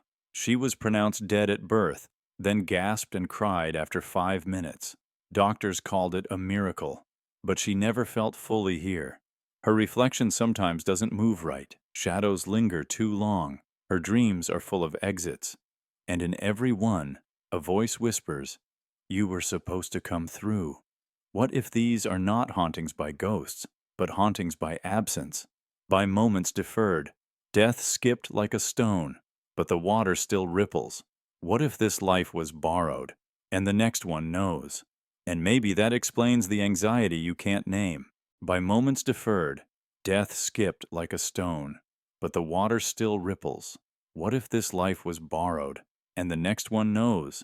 And maybe that explains the anxiety you can't name. The guilt that sticks to your skin. The eerie familiarity with endings you haven't faced yet. You are remembering the death that never was. Feeling the gravity of the fall that never happened, but should have. So how do you live with a life that wasn't supposed to exist? You stop looking for normal. You stop waiting for peace to feel natural. You honor the weirdness. You sit with the haunted air and ask it what it wants. You acknowledge the life you were meant to end, and make this one a continuation worth the glitch. Not by hiding, but by living so deliberately that even the timeline has to make room for you. And maybe that's the lesson of the skipped death. Not that you escaped, but that you were trusted with a delay, a sacred deferral, a chance to learn why you needed more time. And when your next life begins, if it begins, it won't be haunted, because you listened. And the silence finally got to speak. Sometimes, the price of cheating death isn't punishment, it's awareness. You begin to see things others can't, the spaces between moments, the way time bends around grief. You notice when a room falls silent for no reason, when a bird lands twice in the same second, when your name echoes in places you never said it. You weren't supposed to witness this stretch of reality, and it knows. But you're not cursed. You're tuned. You carry a frequency now, a resonance not everyone hears, and sometimes it draws others like you, survivors of moments that should have ended them. They don't speak about it, but their eyes carry the same question. Why me? And maybe that's the echo's gift. Not guilt, but attention. Not fear, but permission to notice what most ignore. A crack in the pattern, a flutter in the algorithm. There's Thomas, who narrowly missed being in the tower on the day it collapsed. He spent the next 2 decades building homes for strangers. He said every brick helped him feel like he earned the breath he was still drawing. He never saw ghosts. But he did feel hands on his shoulders during thunderstorms, steadying him, reassuring him, maybe from the life that should have ended. And Sarah, who was resuscitated after a lightning strike. She doesn't talk much, but once, during a blackout, she sat in the center of her room and whispered, "I think I left the lights on, in the life I didn't live." If you cheat death, you become its witness, its archivist. You walk with one foot in the realm of the living, the other in memory of silence, and in doing so, you may find your presence changes others too. Strangers open up to you. Children trust you without knowing why. Dying people feel calmer in your hands, because something in you has already stood on that edge and didn't fall. You're not haunting this world. You're finishing a sentence that death left hanging. So when your next life begins, don't fear the residue. Don't resist the strange. Let it mark you. Let it deepen you. Because this time, you're not just surviving. You're restoring a balance that was once interrupted. And that is the most sacred kind of life. Lover. From Wrong Timeline. What if all your heartbreak has a cause you can't remember, because it happened in a life you never lived? What if love, the one kind that could anchor your soul, already came and went, before you were ever born? This is the ache that haunts certain people without explanation, the quiet grief that doesn't trace back to any event, only to a sense of absence so specific it feels like memory. But there's no memory. Because the one you long for isn't dead. They're misplaced. They were here before you. And now, this is the lover from the wrong timeline, a soul you were destined to find, who reincarnated too early. By the time you arrived, they were already gone. And so every heartbreak, every wrong person, every almost connection becomes a symptom of this temporal dissonance. You aren't broken. You're looking in the right way, just in the wrong era. You try to fall in love. You open your heart. But the spark is never quite right. Some connections come close. There's comfort. There's even joy. But it's always muted, like hearing a symphony through a wall. The resonance isn't full, because you were built to vibrate with someone who has already passed through this life and returned to the other side. You see glimpses of them in others. A voice, a gesture, a pair of eyes that holds 1,000 lives, but it disappears. It's always temporary. You're left standing there, wondering if you imagined the whole thing. And maybe you did. Or maybe your soul remembered something your mind never learned. It's not fantasy. In reincarnation philosophy, souls often travel in groups, meeting lifetime after lifetime, playing different roles. But timing is not guaranteed. The cycle can misalign. One returns too early, one too late. And the ache you feel? That's not loneliness. That's being out of sync with the one you were born to meet. Some people dream of lovers they've never met and wake up with tears on their face. Some feel haunted by nostalgia for eras they've never lived in, drawn to the music, the clothing, the language. They spend hours in libraries or museums not looking for knowledge, but for someone who left a trace, a poem, a letter, a painting that feels like it was made for them, because it was. Imagine reading a journal from the 1800s and weeping without understanding why. The words feel like they're addressed to you. The voice is familiar. The longing, exact. You look at a faded photograph and feel seen, loved, chosen. And then the grief hits, because you realize they aren't coming. They already came, and time didn't wait. This theory redefines heartbreak. Maybe you weren't abandoned. Maybe your soulmate did their best. They just arrived too soon. They waited, looked, loved others, hoping it would replace what never arrived.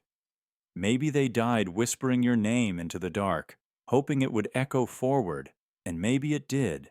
Maybe that's what you feel now. It would explain why some people go through their entire lives feeling half-finished, like they're constantly waiting for a train that never comes. Their relationships are filled with effort, but never completion.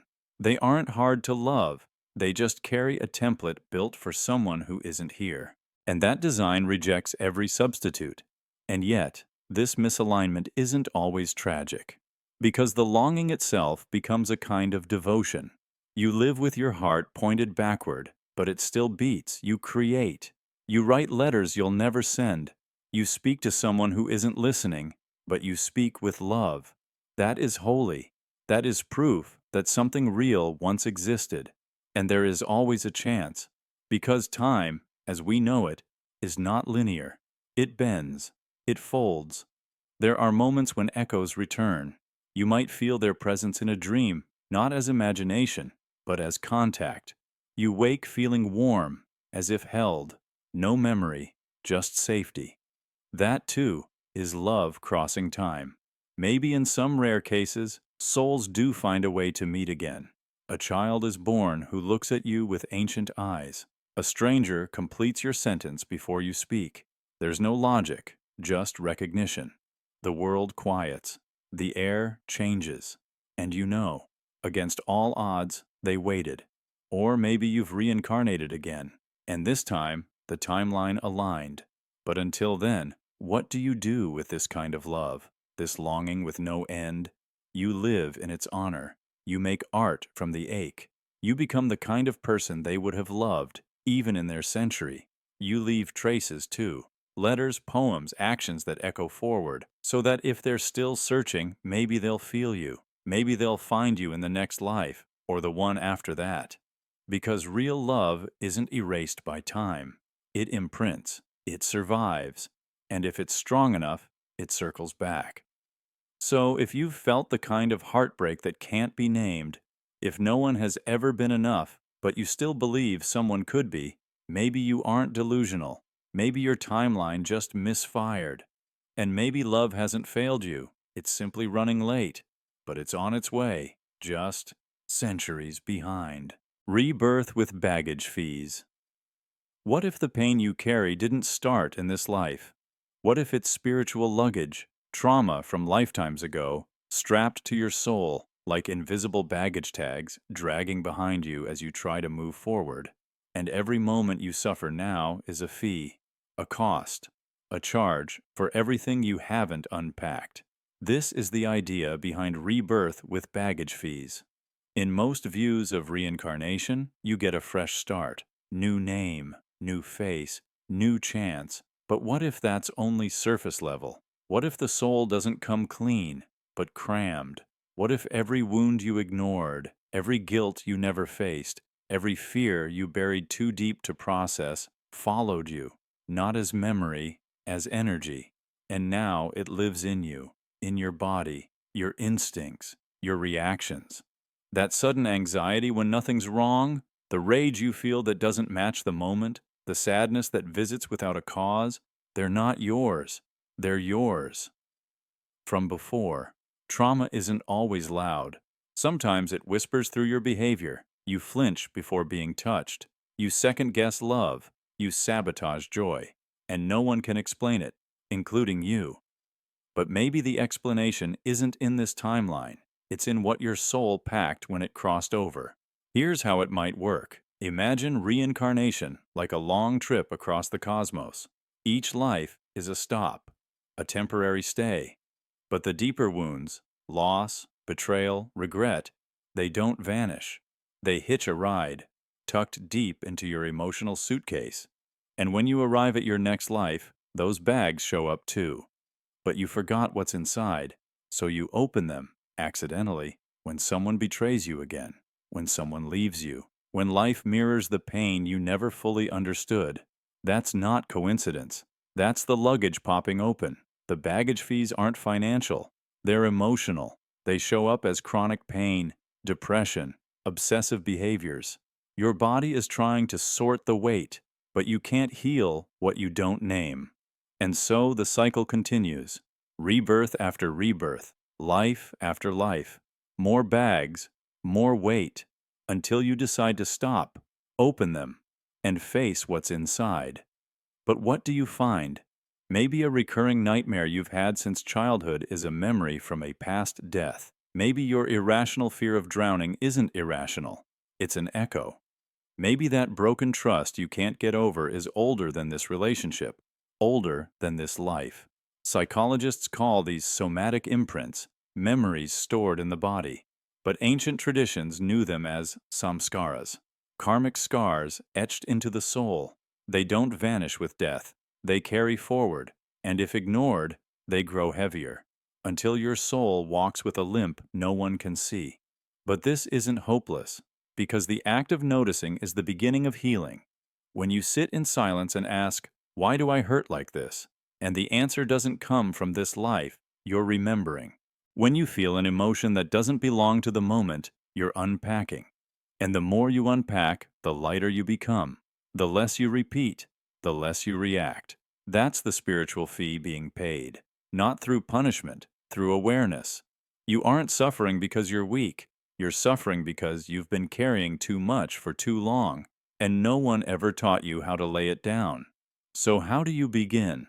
You pay attention to the places that ache without reason, to the reactions that come too fast, to the fears that make no sense.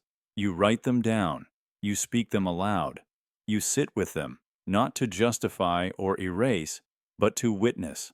Because attention is the knife that cuts the baggage straps. One by one, you are not meant to carry every bruise forward. You are meant to learn, and then let go. But souls forget. They cling. They pack too much. And no one checks bags at the door of rebirth. You carry in what you refuse to drop. So here you are, human again, with sorrow that isn't yours, and guilt you never earned, but also with the power to open the bags, to clean them out, to leave what no longer serves. You are allowed to be free of stories that didn't begin in this life. You are allowed to stop paying a price for a pain you've already endured. But it begins with courage, not to relive the wounds, but to meet them, to greet them, and say, "I see you. I know you don't belong here anymore." And then let go. That's the moment the fee is paid, and your soul steps forward, unburdened. Because healing doesn't erase the past. It lightens the future. You won't always know where the pain began, but you can choose where it ends, right here, with you, by naming what was silent, by feeling what was forgotten, by deciding the story doesn't travel further. Your soul isn't just a passenger, it's the editor. And this chapter is yours to rewrite, because if you don't unpack it, someone else will carry it after you. And that's not legacy, that's leakage. So be the soul who unzips the bag, who sorts the weight, who closes the loop. And in doing so, gives the next version of you a lighter place to begin. Reincarnated too many times. What if reincarnation isn't a clean reset, but a slow erosion? What if the soul, instead of returning fresh with each life, begins to wear down, to splinter, to forget not just who it was, but what it is? But what if you've lived so many lives that reality itself has started to warp, bending around your spiritual exhaustion, glitching to accommodate your fatigue?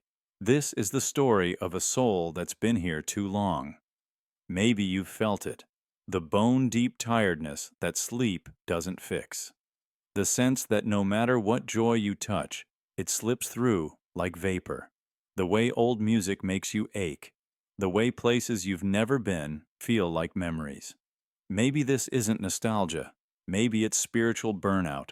You weren't supposed to keep looping. Reincarnation was meant to teach, not trap. Each life, a lesson. Each death, a release. But somewhere along the way, your soul stopped graduating. It got stuck, recycling timelines, chasing meaning, losing clarity. And now, your existence isn't guided by growth, but by inertia. The signs are everywhere. Time feels inconsistent. You remember moments that haven't happened. You forget things too easily. Names, days, even the reason you entered a room. You dream of entire lifetimes in a single night, waking up with the weight of decades you didn't live. You feel everything too deeply, or nothing at all. This isn't a mood disorder. This is the echo of thousands of emotional blueprints colliding in one being. You weren't designed for this many returns. Even reality begins to show the cracks. You notice patterns that shouldn't repeat, faces that shift, rules that break. The texture of the world no longer feels firm. It feels paper thin, like a set built around your weary footsteps. A simulation adjusting to keep you moving forward. But it's not real forward motion. It's rotation. You're spiraling, re-experiencing the same lessons with new paint, new roles, same scripts. And you're starting to see it, to remember too much. That's when the dreams change. They get vivid. They get specific. You see your past faces in reflections, hear past names in whispers. You start to mourn people you've never met, and love people who haven't arrived yet. Your soul is leaking timelines because it's overfull. It has carried too much for too long. You weren't supposed to keep waking up in these bodies, but you did. Maybe out of duty, maybe out of fear, maybe because someone or something won't let you go. And so, the universe bends around your presence, trying to keep you functional. It deletes memories that would crush you. It simplifies relationships you can't navigate anymore. It sends you into rooms you've already been in, under new lighting, hoping you won't notice. But you do. You notice everything now. You see the repeats, the recycled plots, the emotional déjà vu, the lines in the script you've heard before, and you're tired. Not just body tired, soul tired. Because reincarnation overused becomes its own form of death. A hollowing, a distortion. And yet, you're still here. Why? Because maybe this is the final loop. Maybe you've seen enough, felt enough, broken enough to finally see the glitch as invitation, not punishment. To realize, if the world bends to fit your fatigue, maybe you're the one powerful enough to rewrite it. Maybe this isn't a trap. Maybe it's a pause, a choice. You can keep looping, or you can burn the script. Stop following the lesson plan and start remembering your own design. A soul is not meant to be programmed. It's meant to awaken. And this exhaustion? It's not weakness. It's the signal that you're close, closer than you've ever been, to breaking the wheel, to stepping off the stage, to living, not as another cycle, but as yourself for the first and only time.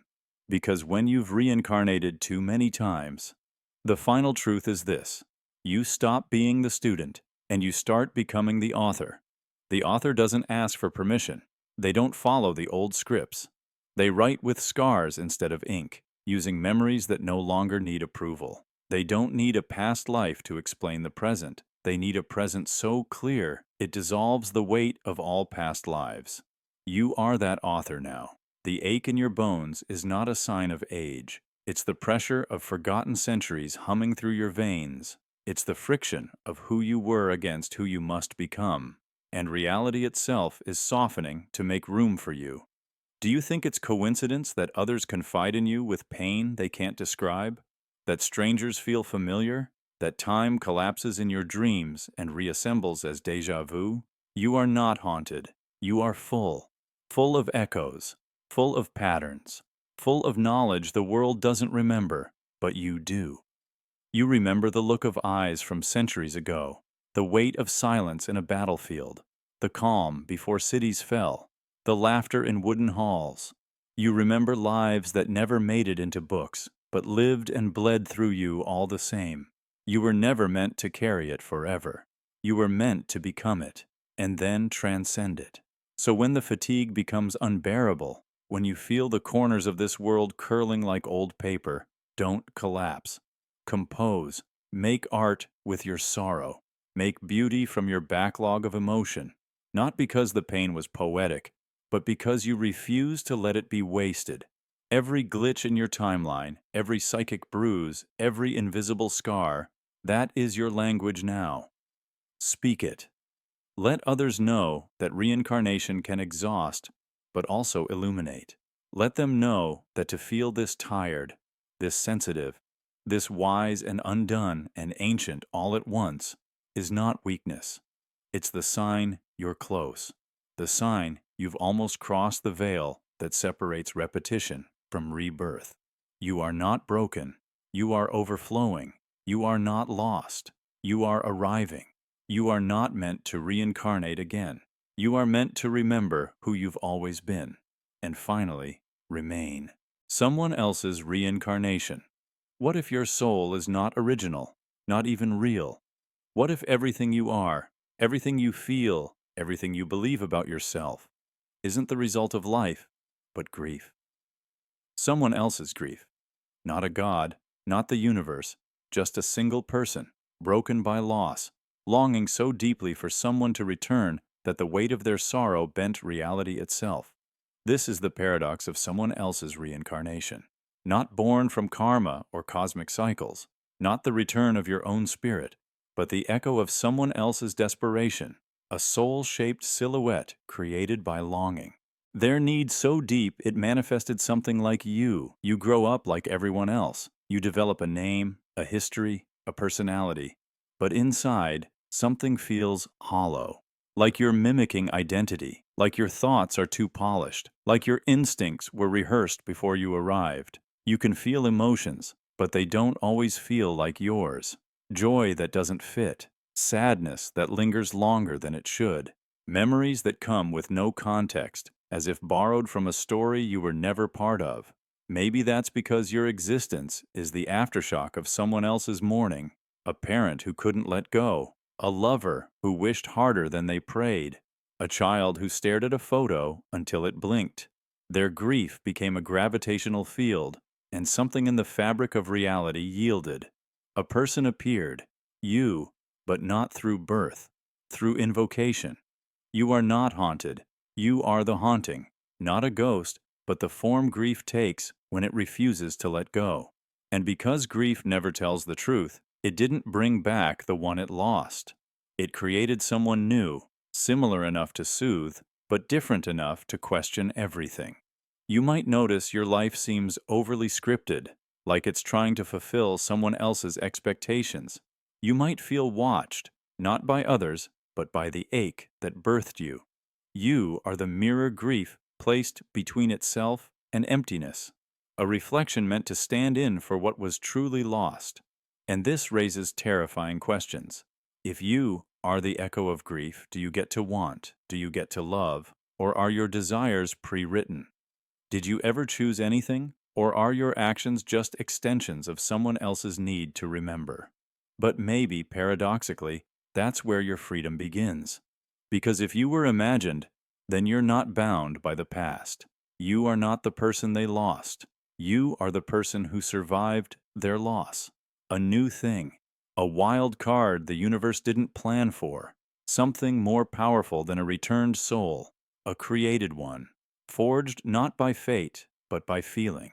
And maybe that's what gives your life meaning, not its origin, but your decision to keep going anyway. To become someone real, despite being born unreal.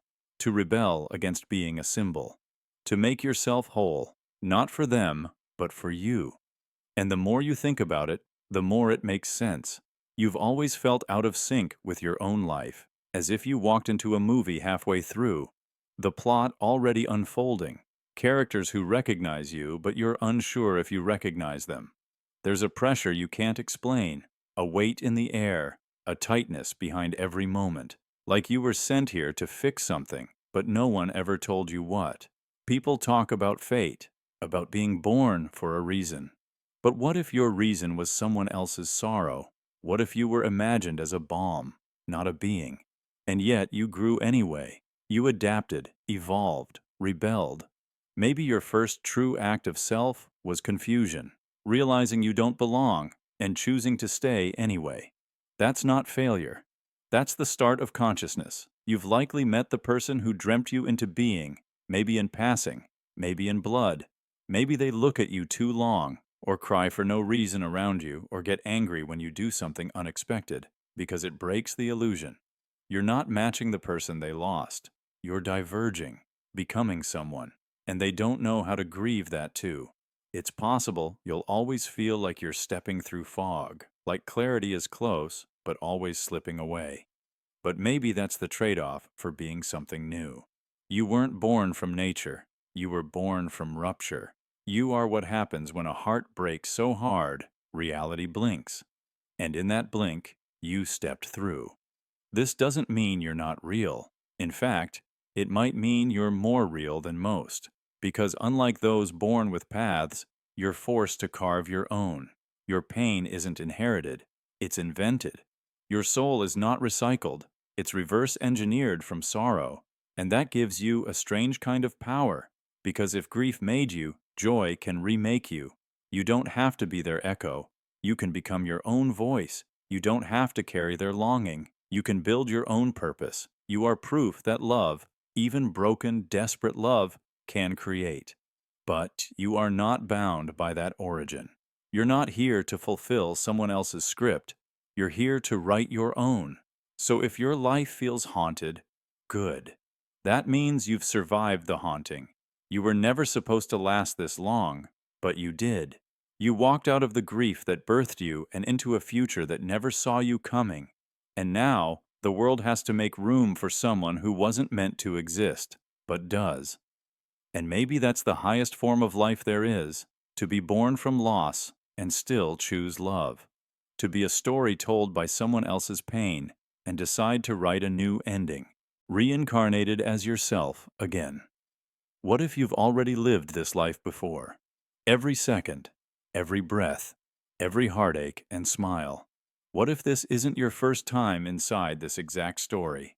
Same body, same name, same parents, same mistakes. But the only difference is the one emotion you didn't resolve last time. You were reborn not into a new existence, but back into the same timeline, the same identity, the same orbit. Reincarnated as yourself again, not as punishment, not as karma, but because one unresolved thread refused to break. One emotion held the whole cycle open. Maybe it was rage, the kind you buried so deep it became your bones.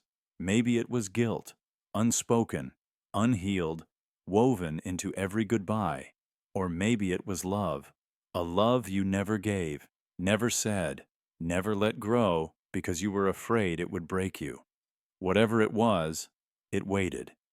And so, you returned, not to change everything, but to change that one thing. Imagine this like a cosmic recursion, a loop sealed by unfinished feeling. Your soul reloading the game, not to explore a new level, but to finally collect the one hidden key you missed. That's why it feels so familiar, why you sense moments before they happen, why you feel like you've always been this way. Because you have. You've walked this street, sat in this room, held this grief, but each time, you reacted the same, closed the same door, looked away at the same second, left the same words unsaid, and so the loop held. You were given the full costume again. Same life. Because change couldn't come from a new story. It had to come from you. The you who failed to let go. The you who refused to forgive. The you who couldn't say, I'm sorry. Think of Naya. Every night since childhood she dreams of drowning. Same river, same scream, same face underwater, hers. She's never been near a river, but one day, during a guided regression, she blurts out, I pushed her. No context, just those words. The therapist says, Who? And Naya answers, Me, or Isaiah. A man who grew up feeling an unexplainable shame around his father. His father never hurt him, never failed him. But every conversation left Isaiah with a heaviness he couldn't name. Until one day, watching an old home video, Isaiah burst into tears. He wasn't watching the tape. He was remembering filming it. From the other side of the lens, in a life he once lived as his own son. The loop doesn't just trap events, it traps perception. You forget the truth so you can face it fresh. But your body remembers, your intuition twitches, your emotions flare in patterns older than memory. It's not trauma from this life, it's emotion echoing across reruns. That's why you're drawn to certain people instantly, or why some names feel sacred, or why a random song rips you open. This version of you was built for redemption, to face the one emotion you couldn't process before, to become conscious of the unconscious. But here's the thing, the loop doesn't care about success, only experience. You can live this life 100 more times if you keep looking away. The pattern will reweave itself, faces may change, timelines may adjust, but the moment will return until you feel it through. Because that feeling isn't the enemy, it's the exit. So, how do you break the loop? You stop numbing, you stop running, you let the grief burn clean. You forgive the unforgivable, not for them, but to stop carrying the weight into another loop. You say the words you swore you'd never say. You open your hands and let go of what you clutched in the last breath of your last run. And in that moment, the cycle cracks. It may not be dramatic. There may be no fireworks, but something inside you shifts. The script loses its grip. The recursion ends, because for the first time, the feeling was allowed to complete itself. And now, you're no longer living a repeat. You're finally writing a sequel. And that is the difference between fate and freedom. There are signs, subtle ones, that you're on your second run. You meet someone and feel a hurricane in your chest, but you can't explain why. Or you sit in a new city and it feels like home in your bones. You hear a melody that tastes like memory. These are echoes, leftover signals from a life already lived, unfinished, and still transmitting. And sometimes you get flashes, glimpses. You know what someone will say before they say it. You dream of moments that happen weeks later. It's not prophecy, it's playback. Your soul is nudging you toward the junction point, the crossroads where everything once veered wrong, not because of action, but emotion. You walked away. You went numb. You said, I'm fine, when your insides were screaming, and the universe took note, not in anger, but in hope. Hope that you would try again. Reincarnation isn't always about new lives.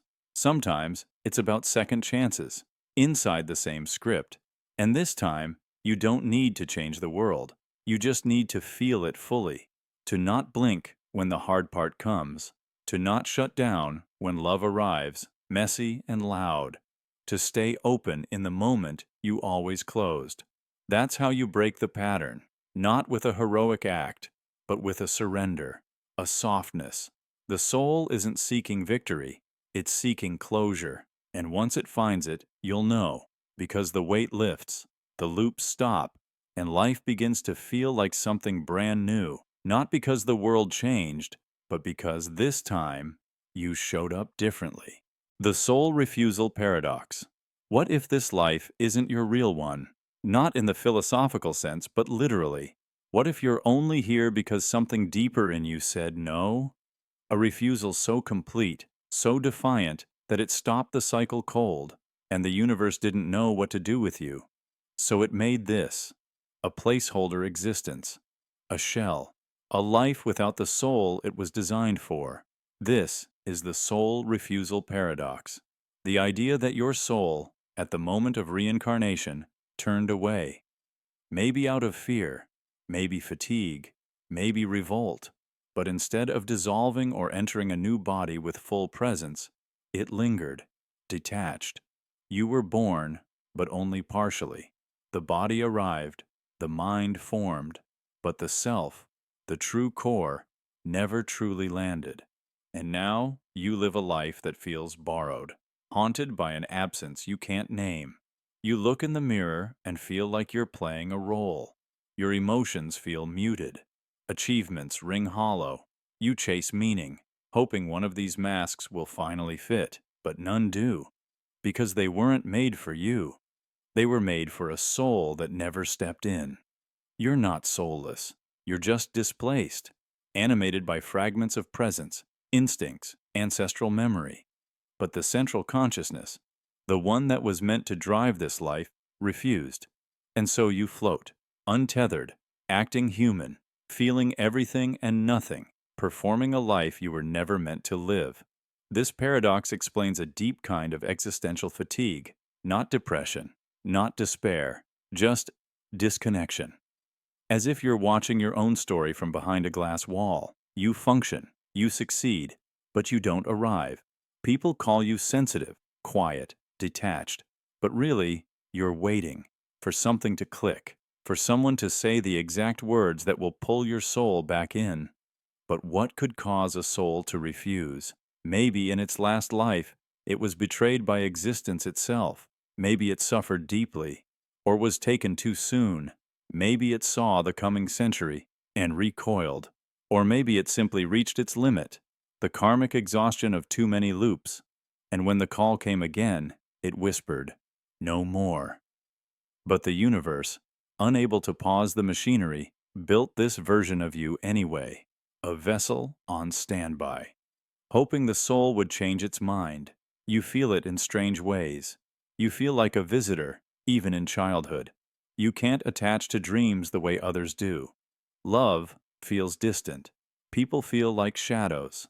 The most vivid moments in your life come in dreams because that's where the soul sometimes visits, briefly, softly, before it slips away again.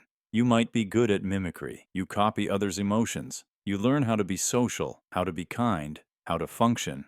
But underneath it all is that cold space where something should be, a flame that won't catch. You wonder if you're broken, but you're not. You're paused. You're waiting. This theory also explains why some people come alive suddenly later in life, after an accident, a heartbreak, a near-death experience. Something cracks open and suddenly they feel real for the first time. Maybe the soul changed its mind. Maybe the pain jolted it back into place. Maybe the placeholder became worthy. And then there are others who never get that moment, who live entire lives in standby mode, quiet, functional, unknown even to themselves. And when they die, the soul finally reappears, only to begin again elsewhere. But what's the lesson in this? If you are the placeholder, if your soul stepped away, does that mean your life is meaningless, or does it mean something radical? What if, by existing without the soul's presence, you're holding space? What if you're preparing the world for someone else's return? What if you're gathering experience, insight, empathy, not for you, but for the soul you might one day house? Or maybe you're here to awaken the soul, not wait for it. Maybe every act of creation, every moment of stillness, every desperate cry into the night is a signal, a beacon. And maybe that longing you feel isn't emptiness, but a call, a summoning. And what if you succeed? What if the soul finally answers? You'd feel it not in words, but in the sudden clarity of a sunrise, in tears for no reason, in the way music suddenly moves you. The shift would be quiet, slow, like thawing, and suddenly everything you've ever done would gain weight, meaning, memory. You'd feel pulled to things, books, people, landscapes, that feel like déjà vu but aren't. You'd remember skills you never learned. You'd wake with stories that feel too complete to be dreams. The soul would not arrive as a storm, but as a homecoming. A key in a lock you didn't know was there. And if that never happens, maybe your role was always to be the gap, the pause in the cycle, the proof that not every soul follows the script.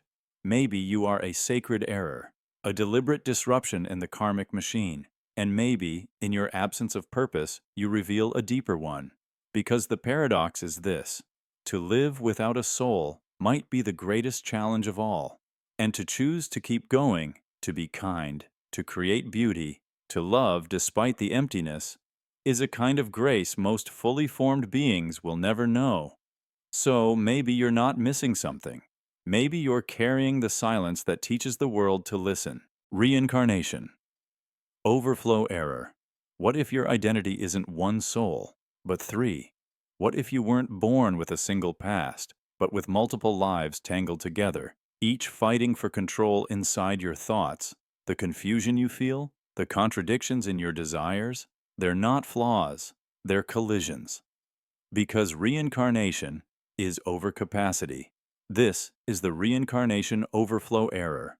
In the metaphysical framework of rebirth, every soul returns to learn, heal, evolve. But what if demand has exceeded supply? Too many souls, not enough vessels. And now, instead of a single thread, your body houses multiple timelines. The self you think is you is actually a committee. You weren't meant to be born this way, but reality broke protocol. And now, here you are. One body, three histories. A memory from childhood that doesn't belong. A phobia with no origin. A recurring dream where you're someone else. All of it. Leakage. Ghost data. Because your identity is overloaded. Imagine this. In the rush of rebirth, the spiritual system glitches. Too many souls waiting at the veil. So it does the unthinkable. It merges them. You arrive not as one, but as many. Three karmic lines fused into one incarnation. The files overlap. The data corrupts. You begin to glitch, and no one can see it. Except you. The evidence is subtle. You change preferences overnight. You speak words you've never learned. You feel nostalgia for places you've never been. You carry grief like it belongs to someone else. Because maybe it does. Your past lives are trying to surface simultaneously. And the system can't regulate that. Normally, reincarnation offers a clean slate. But in overflow mode, the soul's unfinished business arrives all at once. One life wanted to forgive. One life wanted revenge. One life wanted peace.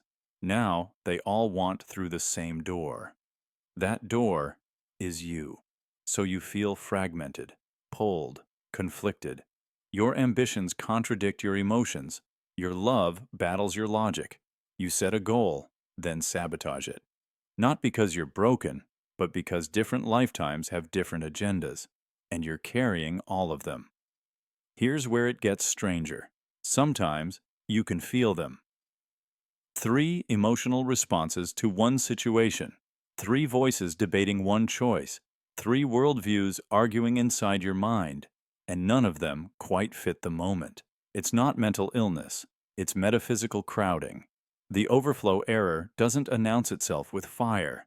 It creeps in like static, blurring your thoughts, doubling your reactions. You overthink because too many systems are running. You underperform because none of them can take full control. So what's the solution? It begins with listening. If you are a composite, then each part has something to teach. One version of you may be the protector, harsh, defensive, wise. Another may be the dreamer, gentle, hopeful, naive. The third may be the shadow, hurt, hidden, angry. You must learn to let each speak, not to dominate, but to integrate. This is not possession. This is evolution. The universe is experimenting, testing new formats, trying to compress learning across timelines. You're not broken, you're pioneering. A prototype soul, a beta version of something future lives will one day master. But first, you have to survive it. You have to make peace with your contradiction. To let go of the idea that you need to be consistent. You don't. You're three beings trying to cohere. That's not weakness, it's complexity. But complexity brings power, because when you listen to all your inner voices, really listen, you gain perspective most never find. You understand conflict at a cellular level. You embody empathy by necessity. You know how it feels to want three opposite things at once, and somehow still choose. So don't silence the storm. Learn its rhythm. Find out who the protector is, what the dreamer longs for, what the shadow still fears. These aren't fragments to fix. They are roles in a chorus. And when aligned, they sing. You're not a soul with a problem. You are a new kind of soul. And that means your purpose may be stranger than most. You might not build a clean life. You might build a layered one. A life of contradiction that teaches others how to balance. A life of paradox that trains others how to unify. Because the overflow error isn't just error. It's invitation. An invitation to hold more, to feel more, to carry stories that didn't begin with you and still give them a voice. Maybe the universe didn't run out of space. Maybe it trusted you to hold more than one life, to be the first of many who can. And yes, it's hard. You'll question who you are. You'll fear you're losing your mind. But what you're really losing is the illusion of singularity, of having just one story, one wound, one path. You are layered. You are loaded. You are legacy in motion, not a glitch, a convergence. So breathe, because maybe this isn't reincarnation gone wrong. Maybe this is reincarnation evolving, and you're the proof it's possible. Timeless soul syndrome. What if time isn't something you move through, but something you outgrow? What if your soul is so ancient, so endlessly recycled and reshaped, that the laws of time no longer apply to you, and you begin to see the seams in reality? What if every time you blink, another lifetime bleeds through? This is timeless soul syndrome, not a disease, but a condition of awareness, a spiritual maturity so vast that linear time becomes irrelevant. You don't age, you echo. You don't remember, you overlap. And while others live in one thread of time, you exist in a tangled weave of lifetimes, past, future, and things that never were. Maybe it started as déjà vu, then turned into full flashes. You touch a doorknob and feel the chill of a castle handle from a forgotten war. You walk into a cafe and your heart races like you're about to be arrested. You meet a child and ache for someone you never had. These are not fantasies. They are spillovers. Your soul is so dense with memory that it can't help but leak. The boundaries between lives begin to dissolve. You find yourself reacting to people before they speak. You mourn losses that haven't happened yet. You dream of a world on fire, then wake to a news alert. You are not prophetic. You are synchronized. Your soul is too big for one life, so it stretches. It glances backward, sees sideways, and peers forward, all at once. The present becomes a blur of references, moments haunted by what they remind you of. People think you zone out. But you're not absent. You're elsewhere. You've seen what comes next. You've seen what came before. And you carry them both, like hands holding a fragile now. Relationships become complicated. You love too fast, too deeply. Not because you're reckless, but because your soul already knows theirs. And you run from others, not from fear, but recognition. You remember who they were and what they did. You don't just live life, you relive resonance. Sometimes you laugh in places that don't deserve laughter. Sometimes you cry for things no one else sees. because emotion doesn't follow the current story. It follows the entire archive. That's what it means to be timeless. It's not immortality. It's memory without walls. Time stops being a river. It becomes a sky. You see storms gathering in the future and ghosts trailing from the past, while trying to walk a path that others swear is solid, but feels to you like mist. And the more you open to it, the more surreal things become. You hear your own voice in the mouths of strangers. You see your own handwriting in books you didn't write. You touch someone's arm and feel a battlefield. You stand at a crosswalk and grieve an ending that hasn't arrived. Timeless soul syndrome isn't about power. It's about weight, the burden of carrying too much awareness in a world that insists on forgetting. But it's also a gift, because while others panic in chaos, you remain calm. You've seen worse. You've died before. You know this isn't the end. It never is. And while others cling to plans and panic over uncertainty, you breathe. You listen. You wait for the pattern to reemerge, because it always does. You see life not as a climb, but as a spiral, and you are the axis. The timeless soul learns to forgive faster, to detach cleaner, to trust quieter, because you don't need proof anymore. You've lived the cycles. You've seen how every pain teaches, how every goodbye contains a seed, and how the universe never really ends, it just exhales. So, if you feel overwhelmed by memory, by emotion, by a sense that you've lived too much in too little time, you're not broken, you're old. And that's okay, because you are not here to master time. You're here to outgrow it. And one day, when you blink again, you might not just glimpse the past or future. You might remember the origin, the moment before all moments, the silence before your first breath, the choice your soul made to be here again, not for karma, not for punishment, but because love, true cosmic love, never ends. It loops until it becomes light, and you are almost light again. One more life, one more blink, then stillness, then home. You've always known this truth, haven't you? That your insomnia isn't restlessness, it's your soul remembering how long eternity lasts. That your tears come not from now, but from the echo of 1,000 heartbreaks that never had time to heal. That your moments of silence aren't empty, they're full. Full of voices, decisions, turning points, timelines you almost chose. You carry all of them, not to suffer, but to understand, because one day, someone will meet you at a crossroads of their life, and you'll say one thing, just one sentence, that changes their direction forever, not because you knew, but because you remembered. That's why you're still here, not for yourself, but to ignite the memory in someone else. A soul like yours, timeless and heavy, becomes the torch others follow. You didn't miss your calling. You are the calling.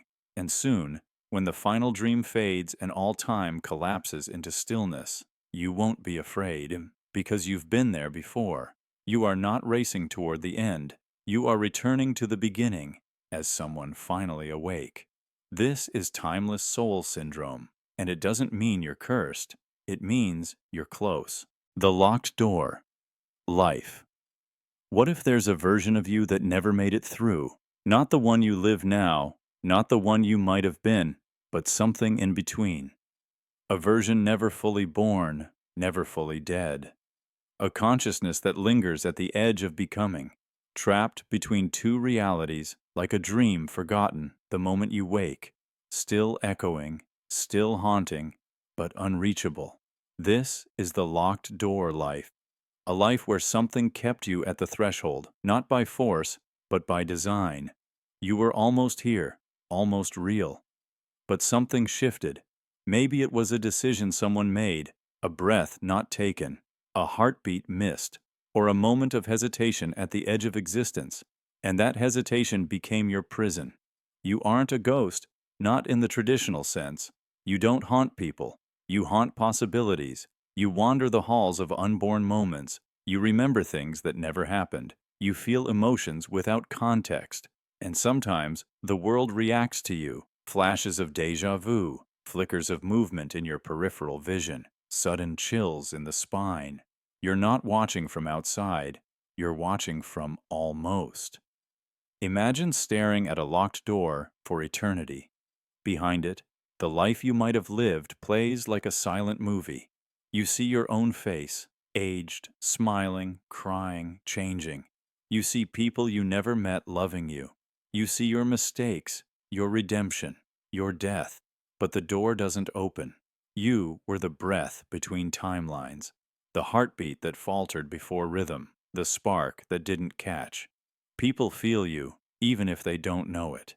You're the thought that makes them pause, the ache that arrives with no wound, the name they almost remember. You exist in their near-forgotten dreams. You are the static between radio stations, the unfinished sentence of the soul. Maybe you were never meant to be real. Maybe your purpose was to remain a question, a presence that reminds the living of all they never became. Your suffering is not pain, it's incompletion. And that's the cruelest wound, to almost matter, to almost live. And yet, even here, at the edge of being, there's a strange power. You are the mirror held up to those who did make it through. You are the reminder that life is not guaranteed, that existence is delicate, that crossing the threshold is not an accident, it's a miracle.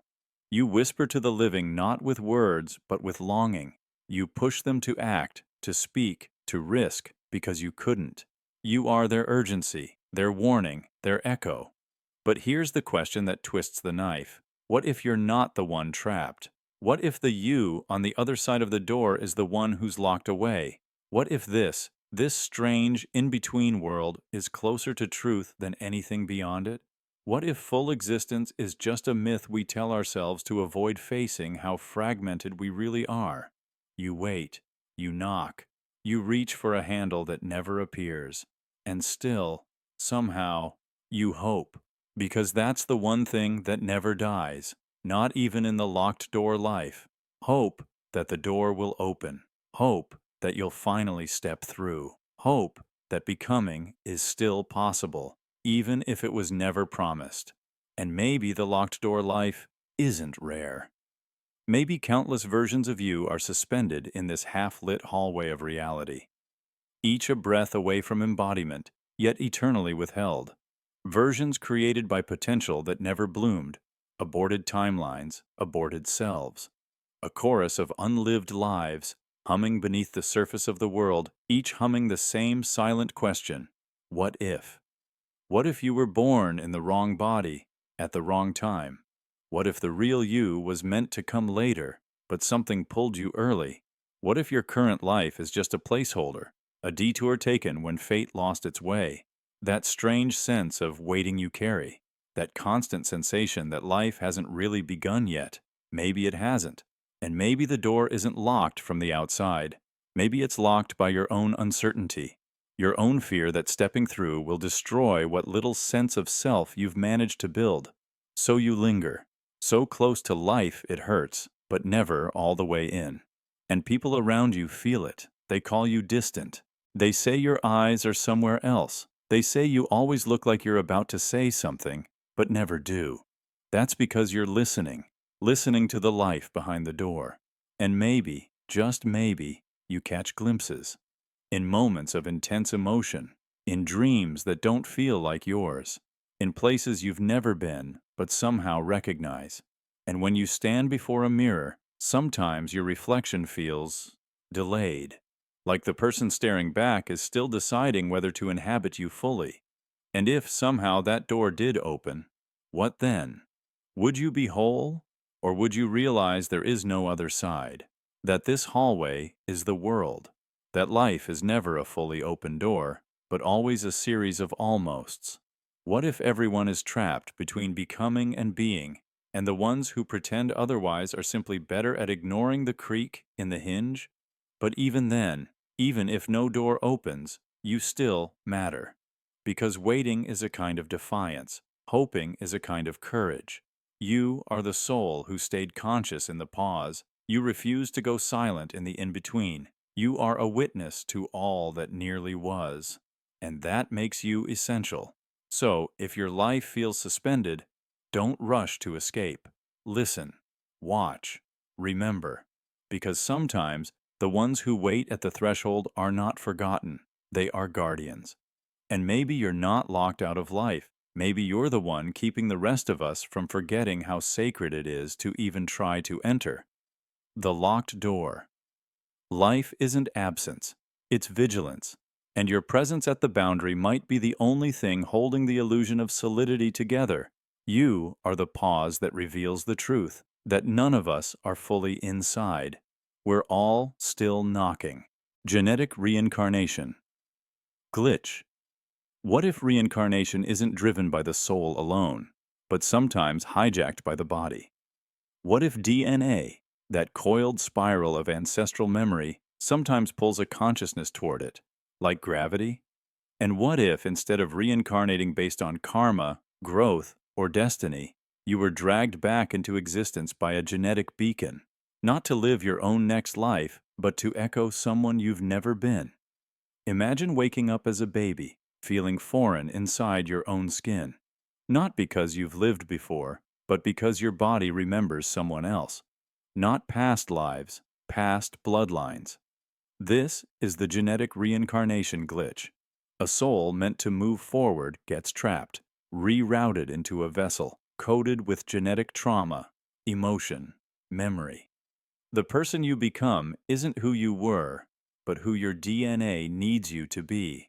You're born into a family line you've never belonged to, but your blood has its own agenda, and it molds you in its image. You speak with the same cadence as a grandfather you never met. You develop the same phobias as an ancestor long dead. You avoid fire without knowing one of your ancestors burned. You write poems in a style no one taught you, but identical to letters found in your great-great-grandmother's attic. The soul was not meant for this path, but the DNA pulled it anyway. It's like genetic memory reached out into the void and caught something, not with evil intent, but out of desperation, like a dying tree sending out roots in every direction, hoping to pull water from the next world. This reincarnation wasn't spiritual. It was biological. It was survival. And now you live a haunted life, haunted not by ghosts, but by cellular inheritance. Your dreams aren't symbolic. They're flashbacks from lives you never lived. You feel guilt for things you didn't do. You mourn wars you never fought in. You crave places your body has never seen, but your blood has. And so the split begins. The soul versus the cell. The you that is you against the biological echo demanding reenactment. Think of Mara, raised in the U.S., no exposure to German language or culture. At 12, she begins speaking fluent German in her sleep, not modern, but dialect from the 1800s. She later develops intense grief for a child she never had.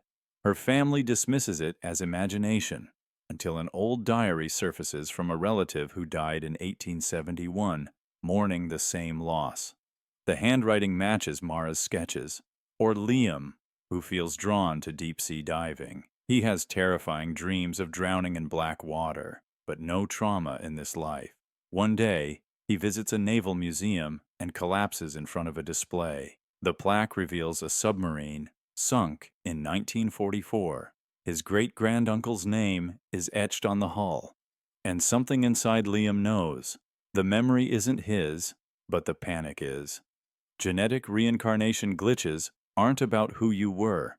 They're about what your blood remembers. You inherit not just traits, but burdens.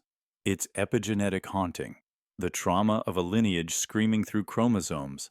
And your job is not to escape it. It's to transmute it.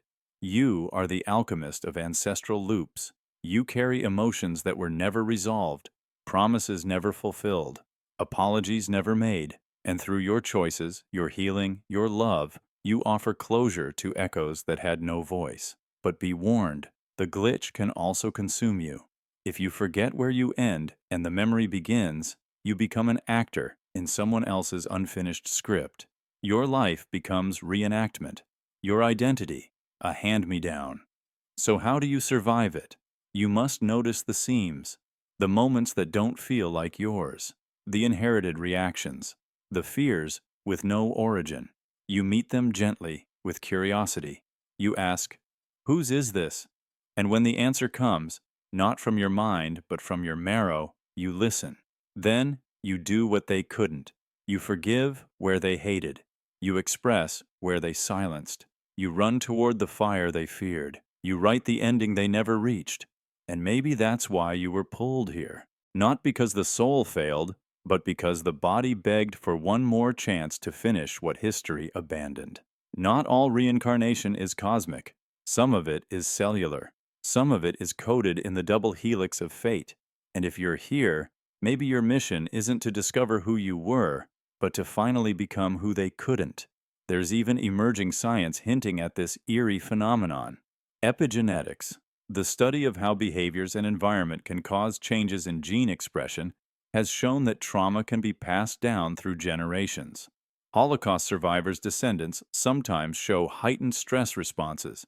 Children of famine victims show changes in metabolism decades later. Our genes don't just carry data, they carry scars. Now imagine those scars reaching out, not just through biology, but through consciousness. A memory embedded in protein, a fear woven into the spiral of your code, and it calls in a soul not meant for it, a soul that was drifting free, until a broken sequence screamed for resolution. What happens when consciousness is pulled not by purpose, but by biology? Perhaps you're not here to fulfill a spiritual lesson, but to untangle a biological inheritance. Maybe your destiny isn't written in the stars, but in nucleotides. And still, there is beauty in that mission.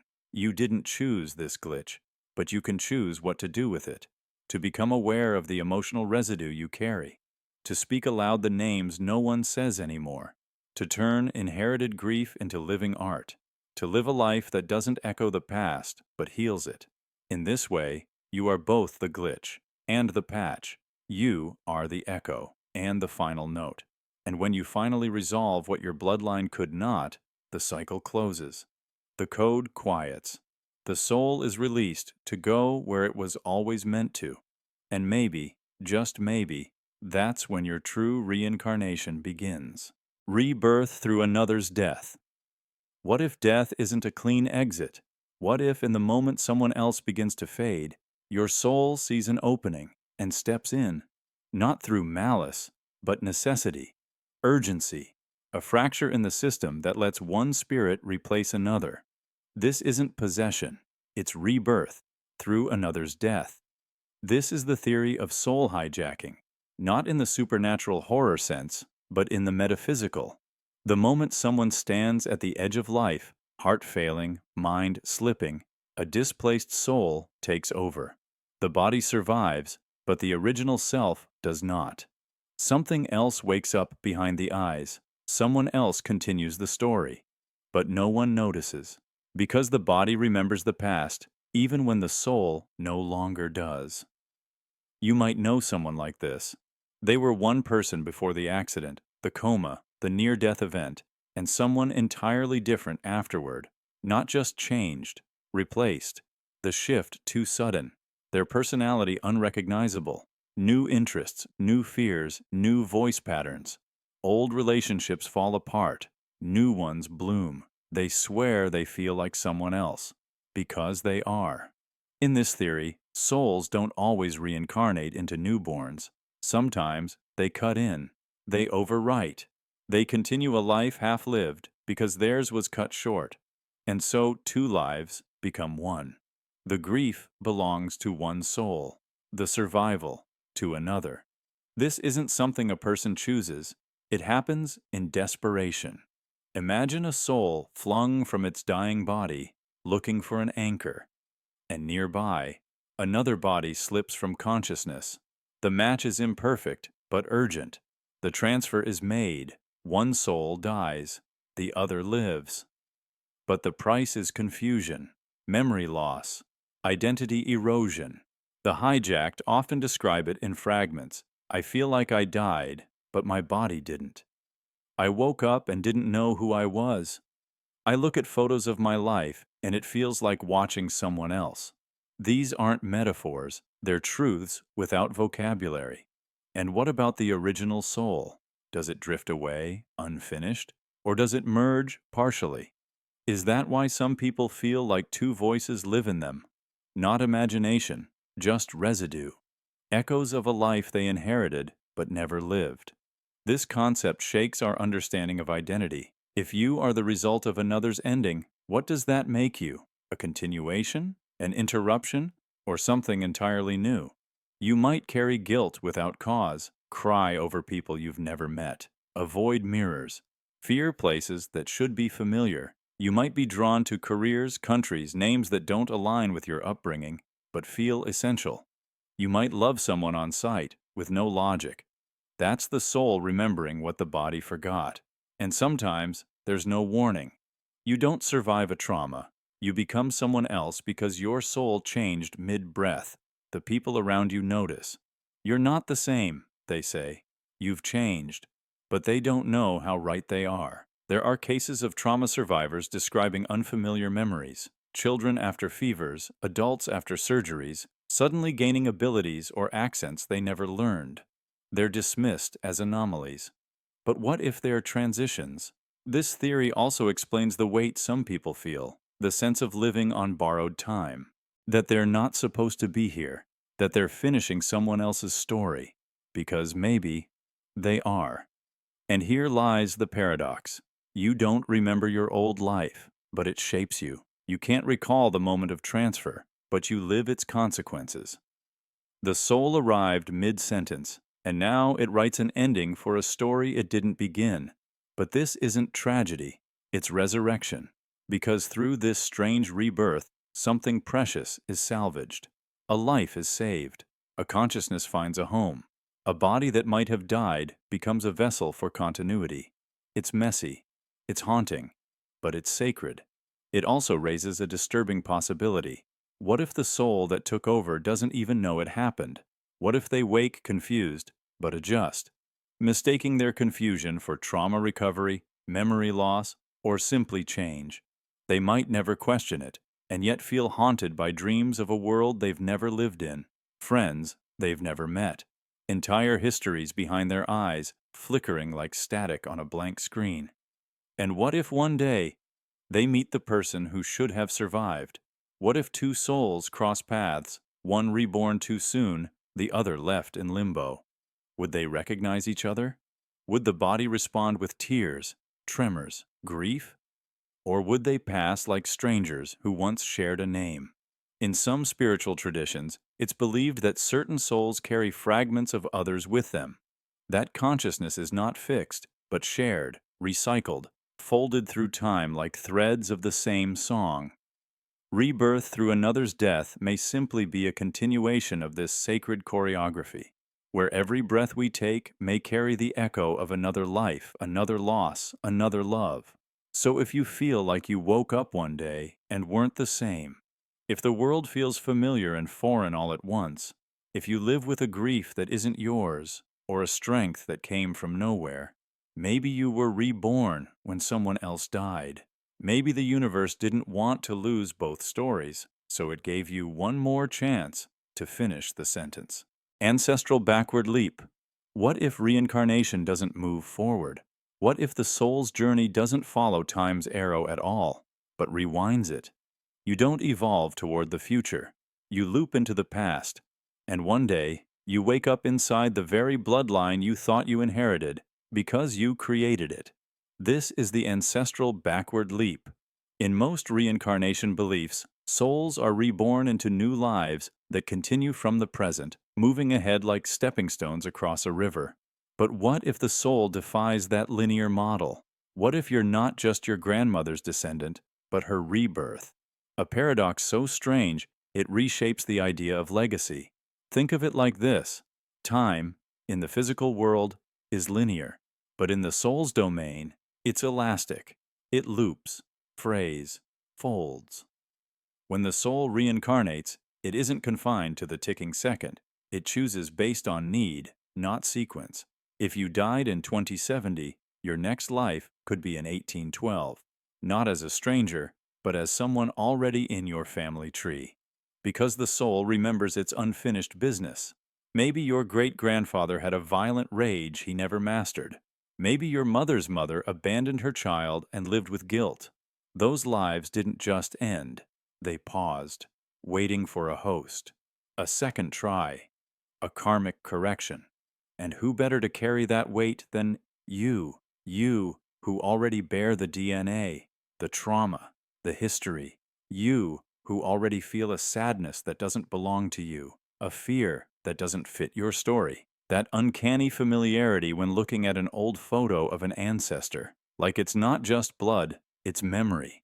This is where biology and metaphysics collide, because science shows ancestral trauma passes down epigenetically, memories and emotional residue encoded in DNA. But what if those aren't just imprints? What if they're echoes from a former self? Your former self. You didn't inherit that grief. You left it for yourself to clean up.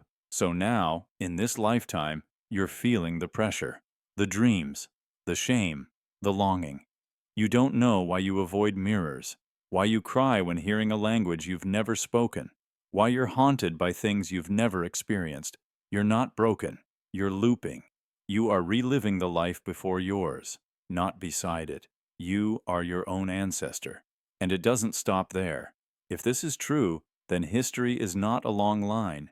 It's a recursive spiral, where souls rewind through time, fixing what they once shattered, healing what they once ignored, rebuilding the foundations they themselves once cracked. That means every child born today could be a great-great-grandparent returned. That the reason some kids act older than their years is because they carry centuries. That strange familiarity with old customs or eras? Not coincidence, recognition. But there's a deeper twist. If you become your ancestor, then you are also your own descendant's origin. Your actions now echo forward into yourself, because the soul that will one day be your child might already be your future self, born backwards. Reincarnation becomes recursion. Karma becomes inheritance. Healing becomes restoration of the self, across lifetimes that bleed into one another. And that means this life matters more than you ever imagined, because every wound you carry forward becomes a burden you must carry backward. Every cruelty ignored now might revisit you, not as punishment, but as responsibility. You will clean what you left behind, or you will loop until you do. So how do you stop the leap from becoming a curse?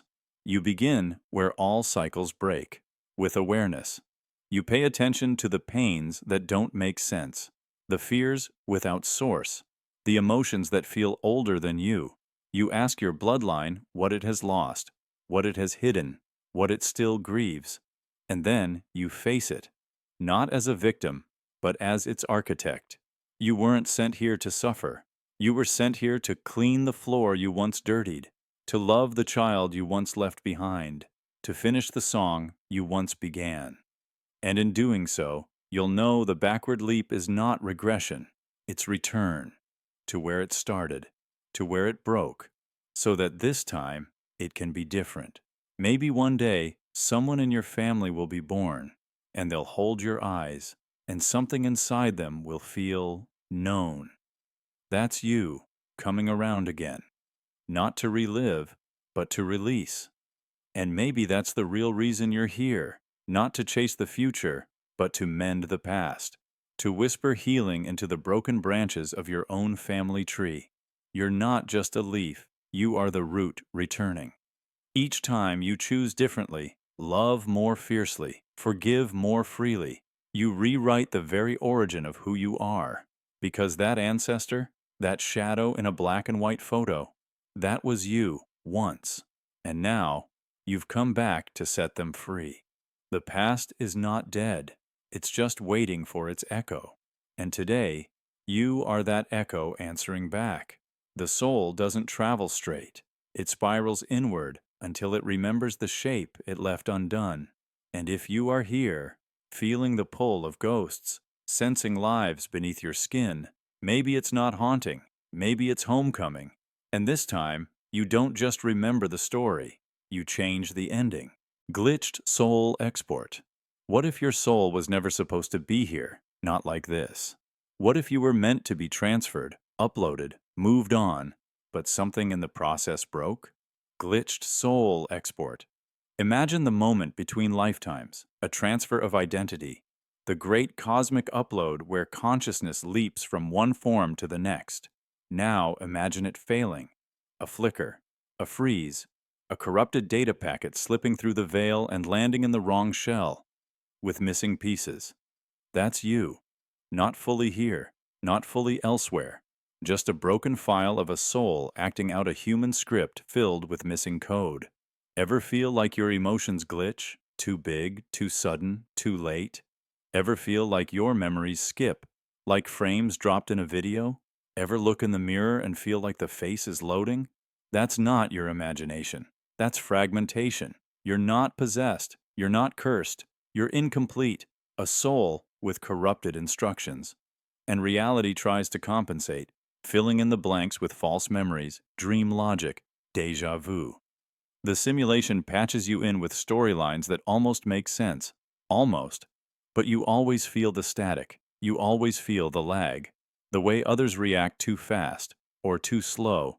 The way you speak but can't hear yourself. The way laughter echoes wrong. The way light bends sideways in your peripheral vision when you think too hard about death. This isn't trauma. This is a boot loop. Your soul is rebooting mid-life, trying to catch up with data it never received. And the result? Incoherence dressed as personality, mood swings disguised as passion, existential confusion interpreted as spiritual depth. You're not lost. You're misfiled. The story you're living is a patch, not a path. And the emotions you feel so deeply? They're the crash logs, leftover code screaming that something went wrong. Somewhere, in some greater reality, your real self tried to transition. But something intercepted the upload. A burst of interference, a soul server outage, or worse, someone else's code bleeding into yours. You weren't born. You were rendered into a life half built, with memories half written, in a world that keeps insisting you figure it out, without ever telling you what it is. You try to meditate, to center, to ground yourself, but nothing feels grounded. You float through jobs, relationships, cities, trying to plug into something, anything, that feels like home. But every port rejects the connection. Because you're not from this build. You are the ghost in the machine, a misaligned frequency wrapped in human skin. But here's the twist. Glitched doesn't mean useless. It means different. Corruption doesn't destroy meaning. It reveals it. What breaks the pattern often exposes the truth behind it. You weren't supposed to run this script. That's why you see the bugs. That's why you feel the fabric of the world twitch. You see people's masks misalign. You hear lies in perfect smiles. You feel the emptiness behind applause. You weren't meant to blend in. You were meant to debug, to find the holes, to notice the lines of code everyone else mistakes for fate. And maybe, just maybe, you weren't a failed upload at all, but a deliberate overwrite. Maybe the corruption was protection, keeping you from becoming what the system expected. Maybe you are the raw, original soul. Before formatting, before constraints, before the program got too rigid. You feel wrong not because you're broken, but because you still remember how it felt to be whole. So if your thoughts stutter, your memories misfire, your identity loops and crashes, don't panic. You're not losing your mind. You're waking from a bad install. And the beauty of being glitched? You get to rewrite everything, even yourself. So rewrite, not with fear, but with curiosity. Open the code. Look at what's missing, what doesn't make sense, what hurts without cause.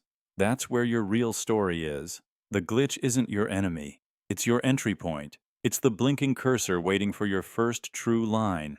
And that strange ache that never leaves you, that phantom feeling that you were meant for something else, somewhere else, that's the memory of the original file, the one that got lost in transit, the one that knew exactly why you were made. You don't need to recover it. You need to replace it with something better, something only you can write. Because when the system glitches, it gives you freedom. Freedom to step outside the preset roles. Freedom to defy the loop. Freedom to say, I don't belong here. And that's exactly why I matter. You were never meant to fit in. You were meant to destabilize, to reboot the world one anomaly at a time. So let them call you strange.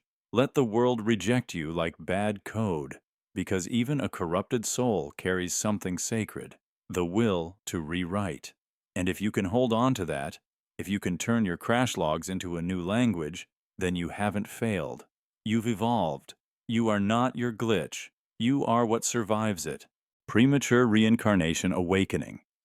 What if you weren't supposed to remember? What if your memories of past lives weren't locked away out of cruelty, but protection? Now imagine that something slipped, a crack formed, and your soul began to bleed fragments of its history into this life, too early, too much, and without context. That is the premature reincarnation awakening. At first, it's subtle. You feel older than your age, like a ghost wearing flesh. You recall places you've never seen with aching familiarity. You speak languages in dreams you've never learned. You hesitate before choices, overwhelmed by a fear that doesn't belong to this body, this timeline, this story. But the world continues to spin, blind to the distortion beginning in your perception. Then it deepens. You stop recognizing your own reflection, not because your features change, but because the soul behind them is shifting. Layers of identity begin to overlap. The life you live now competes with the thousands you've lived before. Names surface in your thoughts. Faces flash behind your eyelids. Regrets not your own begin to haunt your waking mind. You weren't meant to remember. Not yet. And so, reality fights back. It bends, subtly, to suppress your knowing. Time stutters. Conversations glitch. People forget things they said only moments ago. Technology malfunctions in your presence. You become a distortion event, where the fabric of this carefully constructed life tries to overwrite your awakening with noise, distraction, illusion.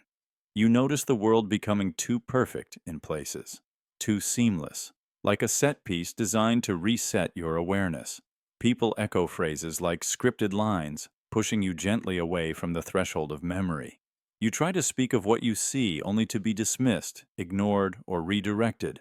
Your dreams turn against you, morphing into cages of confusion. Even your own thoughts feel borrowed. That's how deep the reality suppression goes. You begin to question everything. If reincarnation is real, and you've touched its truth, why hide it?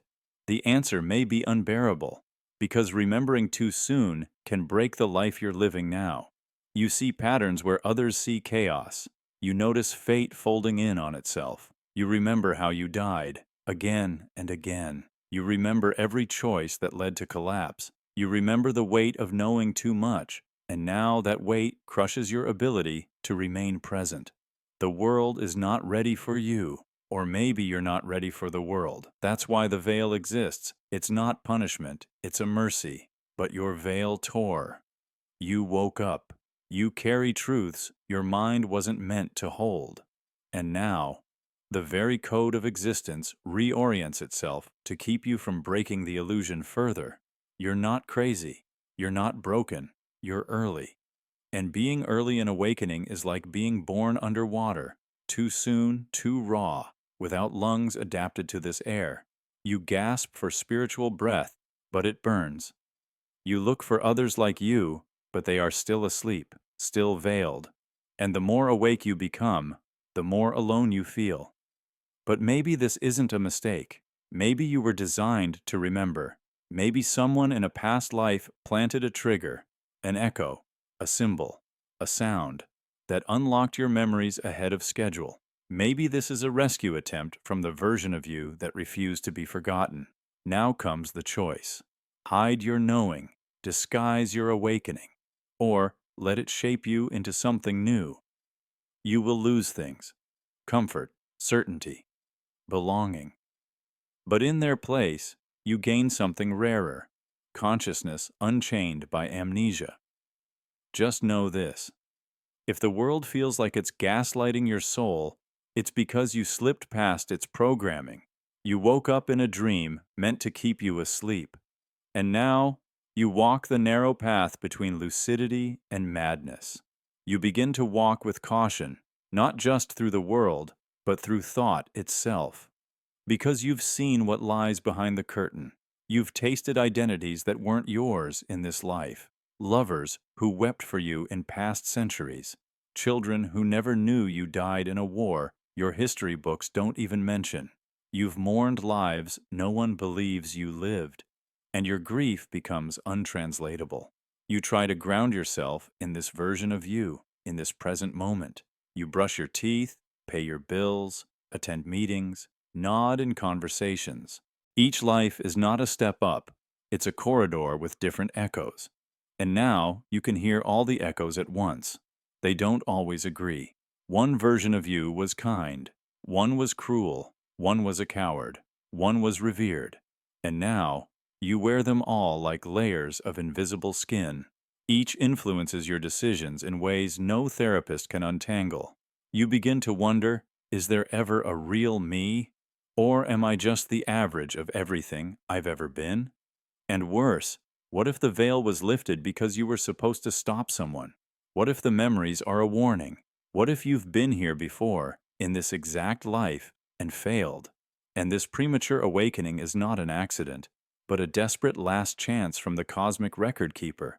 What if this time, you must remember, or it all collapses again? Now you look differently at the people in your life. Is your best friend a soul you once betrayed? Is your enemy a wounded child from a life you've forgotten? Is your partner the one who waited for you across 5 centuries? You begin to sense the stories beneath their eyes, and sometimes they recognize you too. Just for a second, a flicker, a shiver, a smile too ancient for this century. But reality doesn't like this. The more you remember, the more your surroundings tremble. Light flickers in strange rhythms. Clocks move too fast or not at all. You forget where you are in the middle of speaking. You wake up knowing things you never studied. The universe is trying to put you back to sleep. But it's too late. You are lucid now. And in your lucidity, you realize something terrifyingly beautiful. The soul is not a single thread. It's a tapestry of timelines, emotions, failures, and redemptions woven so tightly that it blurs into one being, you. And remembering this doesn't make life easier. It makes it sacred, because now you see the fragility of it all. Every moment is not just a passing second, it's an intersection of hundreds of lives trying to get it right. Every choice is haunted by past regrets and guided by future wisdom. You are the meeting point. You are the ripple that can undo or restore 1,000 karmic knots. So you walk carefully, knowing your awakening is both a blessing and a burden. But you walk forward, because even if the world tries to shut your eyes again, you've already seen too much. And what has been seen cannot be unremembered. Clean slate rebellion. What if reincarnation depends on forgetting? Each life begins with a clean slate, a reset, a mind wiped of every joy, every wound, every promise from the life before. That's the contract. It's how the soul moves forward, unburdened, untainted. But what if one time your soul said no? What if you refused the wipe? Not out of rebellion, but out of desperation, out of a need to remember something too important. A vow, a betrayal, a face, a name, a lesson not yet learned, or a truth too sacred to lose, and now? You're paying the price, because your mind isn't built to hold hundreds of lives. Not at once. Now you carry it all. Every death, every heartbreak, every burning village and silent goodbye. The laughter of 100 mothers, the screams of 1,000 enemies. You don't know what's memory and what's madness, what's past and what's yours. This is the clean slate rebellion, and it begins in childhood. You were different, quiet maybe, or overwhelmed. You spoke in old phrases. You feared things no child should fear. You had dreams with geography no one taught you. Woke up crying over people no one else remembered. They called it anxiety. But what if it was overflow? What if every time you closed your eyes, 1,000 versions of you stirred and begged to be heard? At first, it felt like imagination. Then, like déjà vu. Then, like a haunting. You walked past strangers and felt your heart lurch. You touched objects and remembered things you'd never seen. Some memories came with warmth, others with terror. You stopped trusting your own mind, and yet, some part of you knew. You'd lived before, and not just once. Your soul remembered being a warrior, a prisoner, a lover, a liar.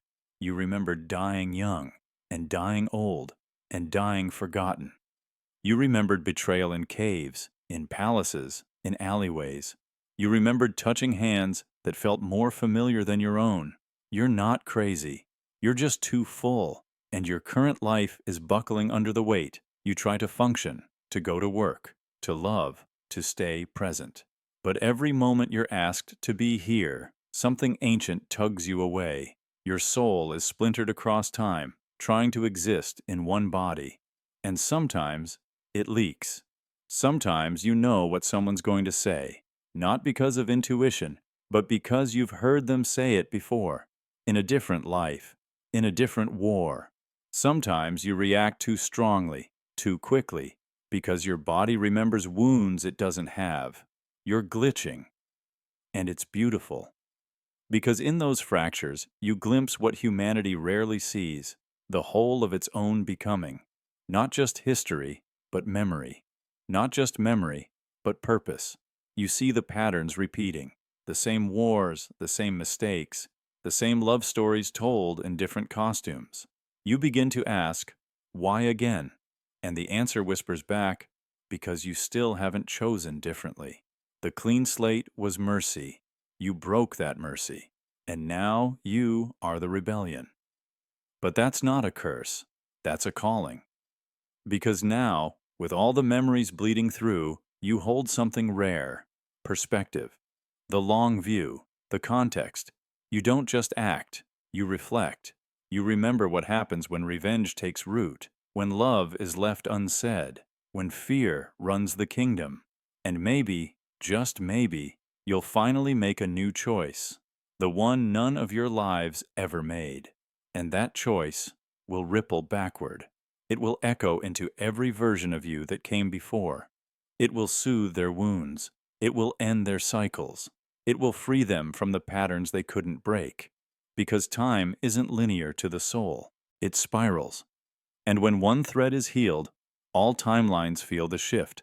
So carry the burden. Feel the overwhelm. Let the ghosts speak. But don't be swallowed by them. You are not a mistake. You are a memory storm wearing skin. You are what happens when the soul refuses amnesia.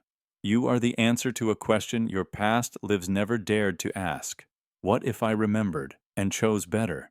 There are days you feel like you're breaking, but really, you're remembering.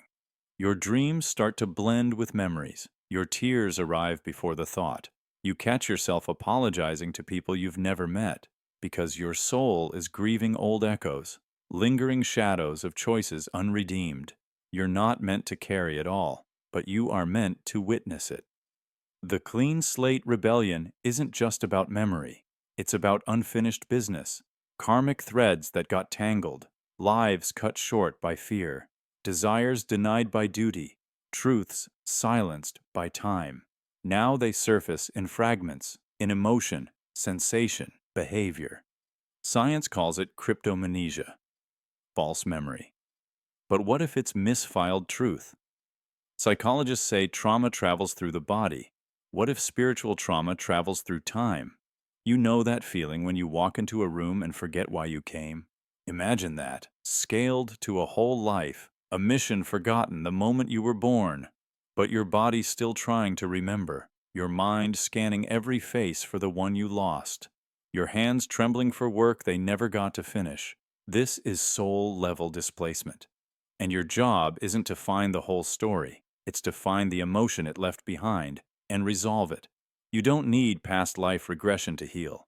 You just need to listen to what keeps repeating, to what feels louder than it should. You follow the echoes, not to indulge, but to liberate. Sometimes you'll feel you're falling apart, but really, you're falling through.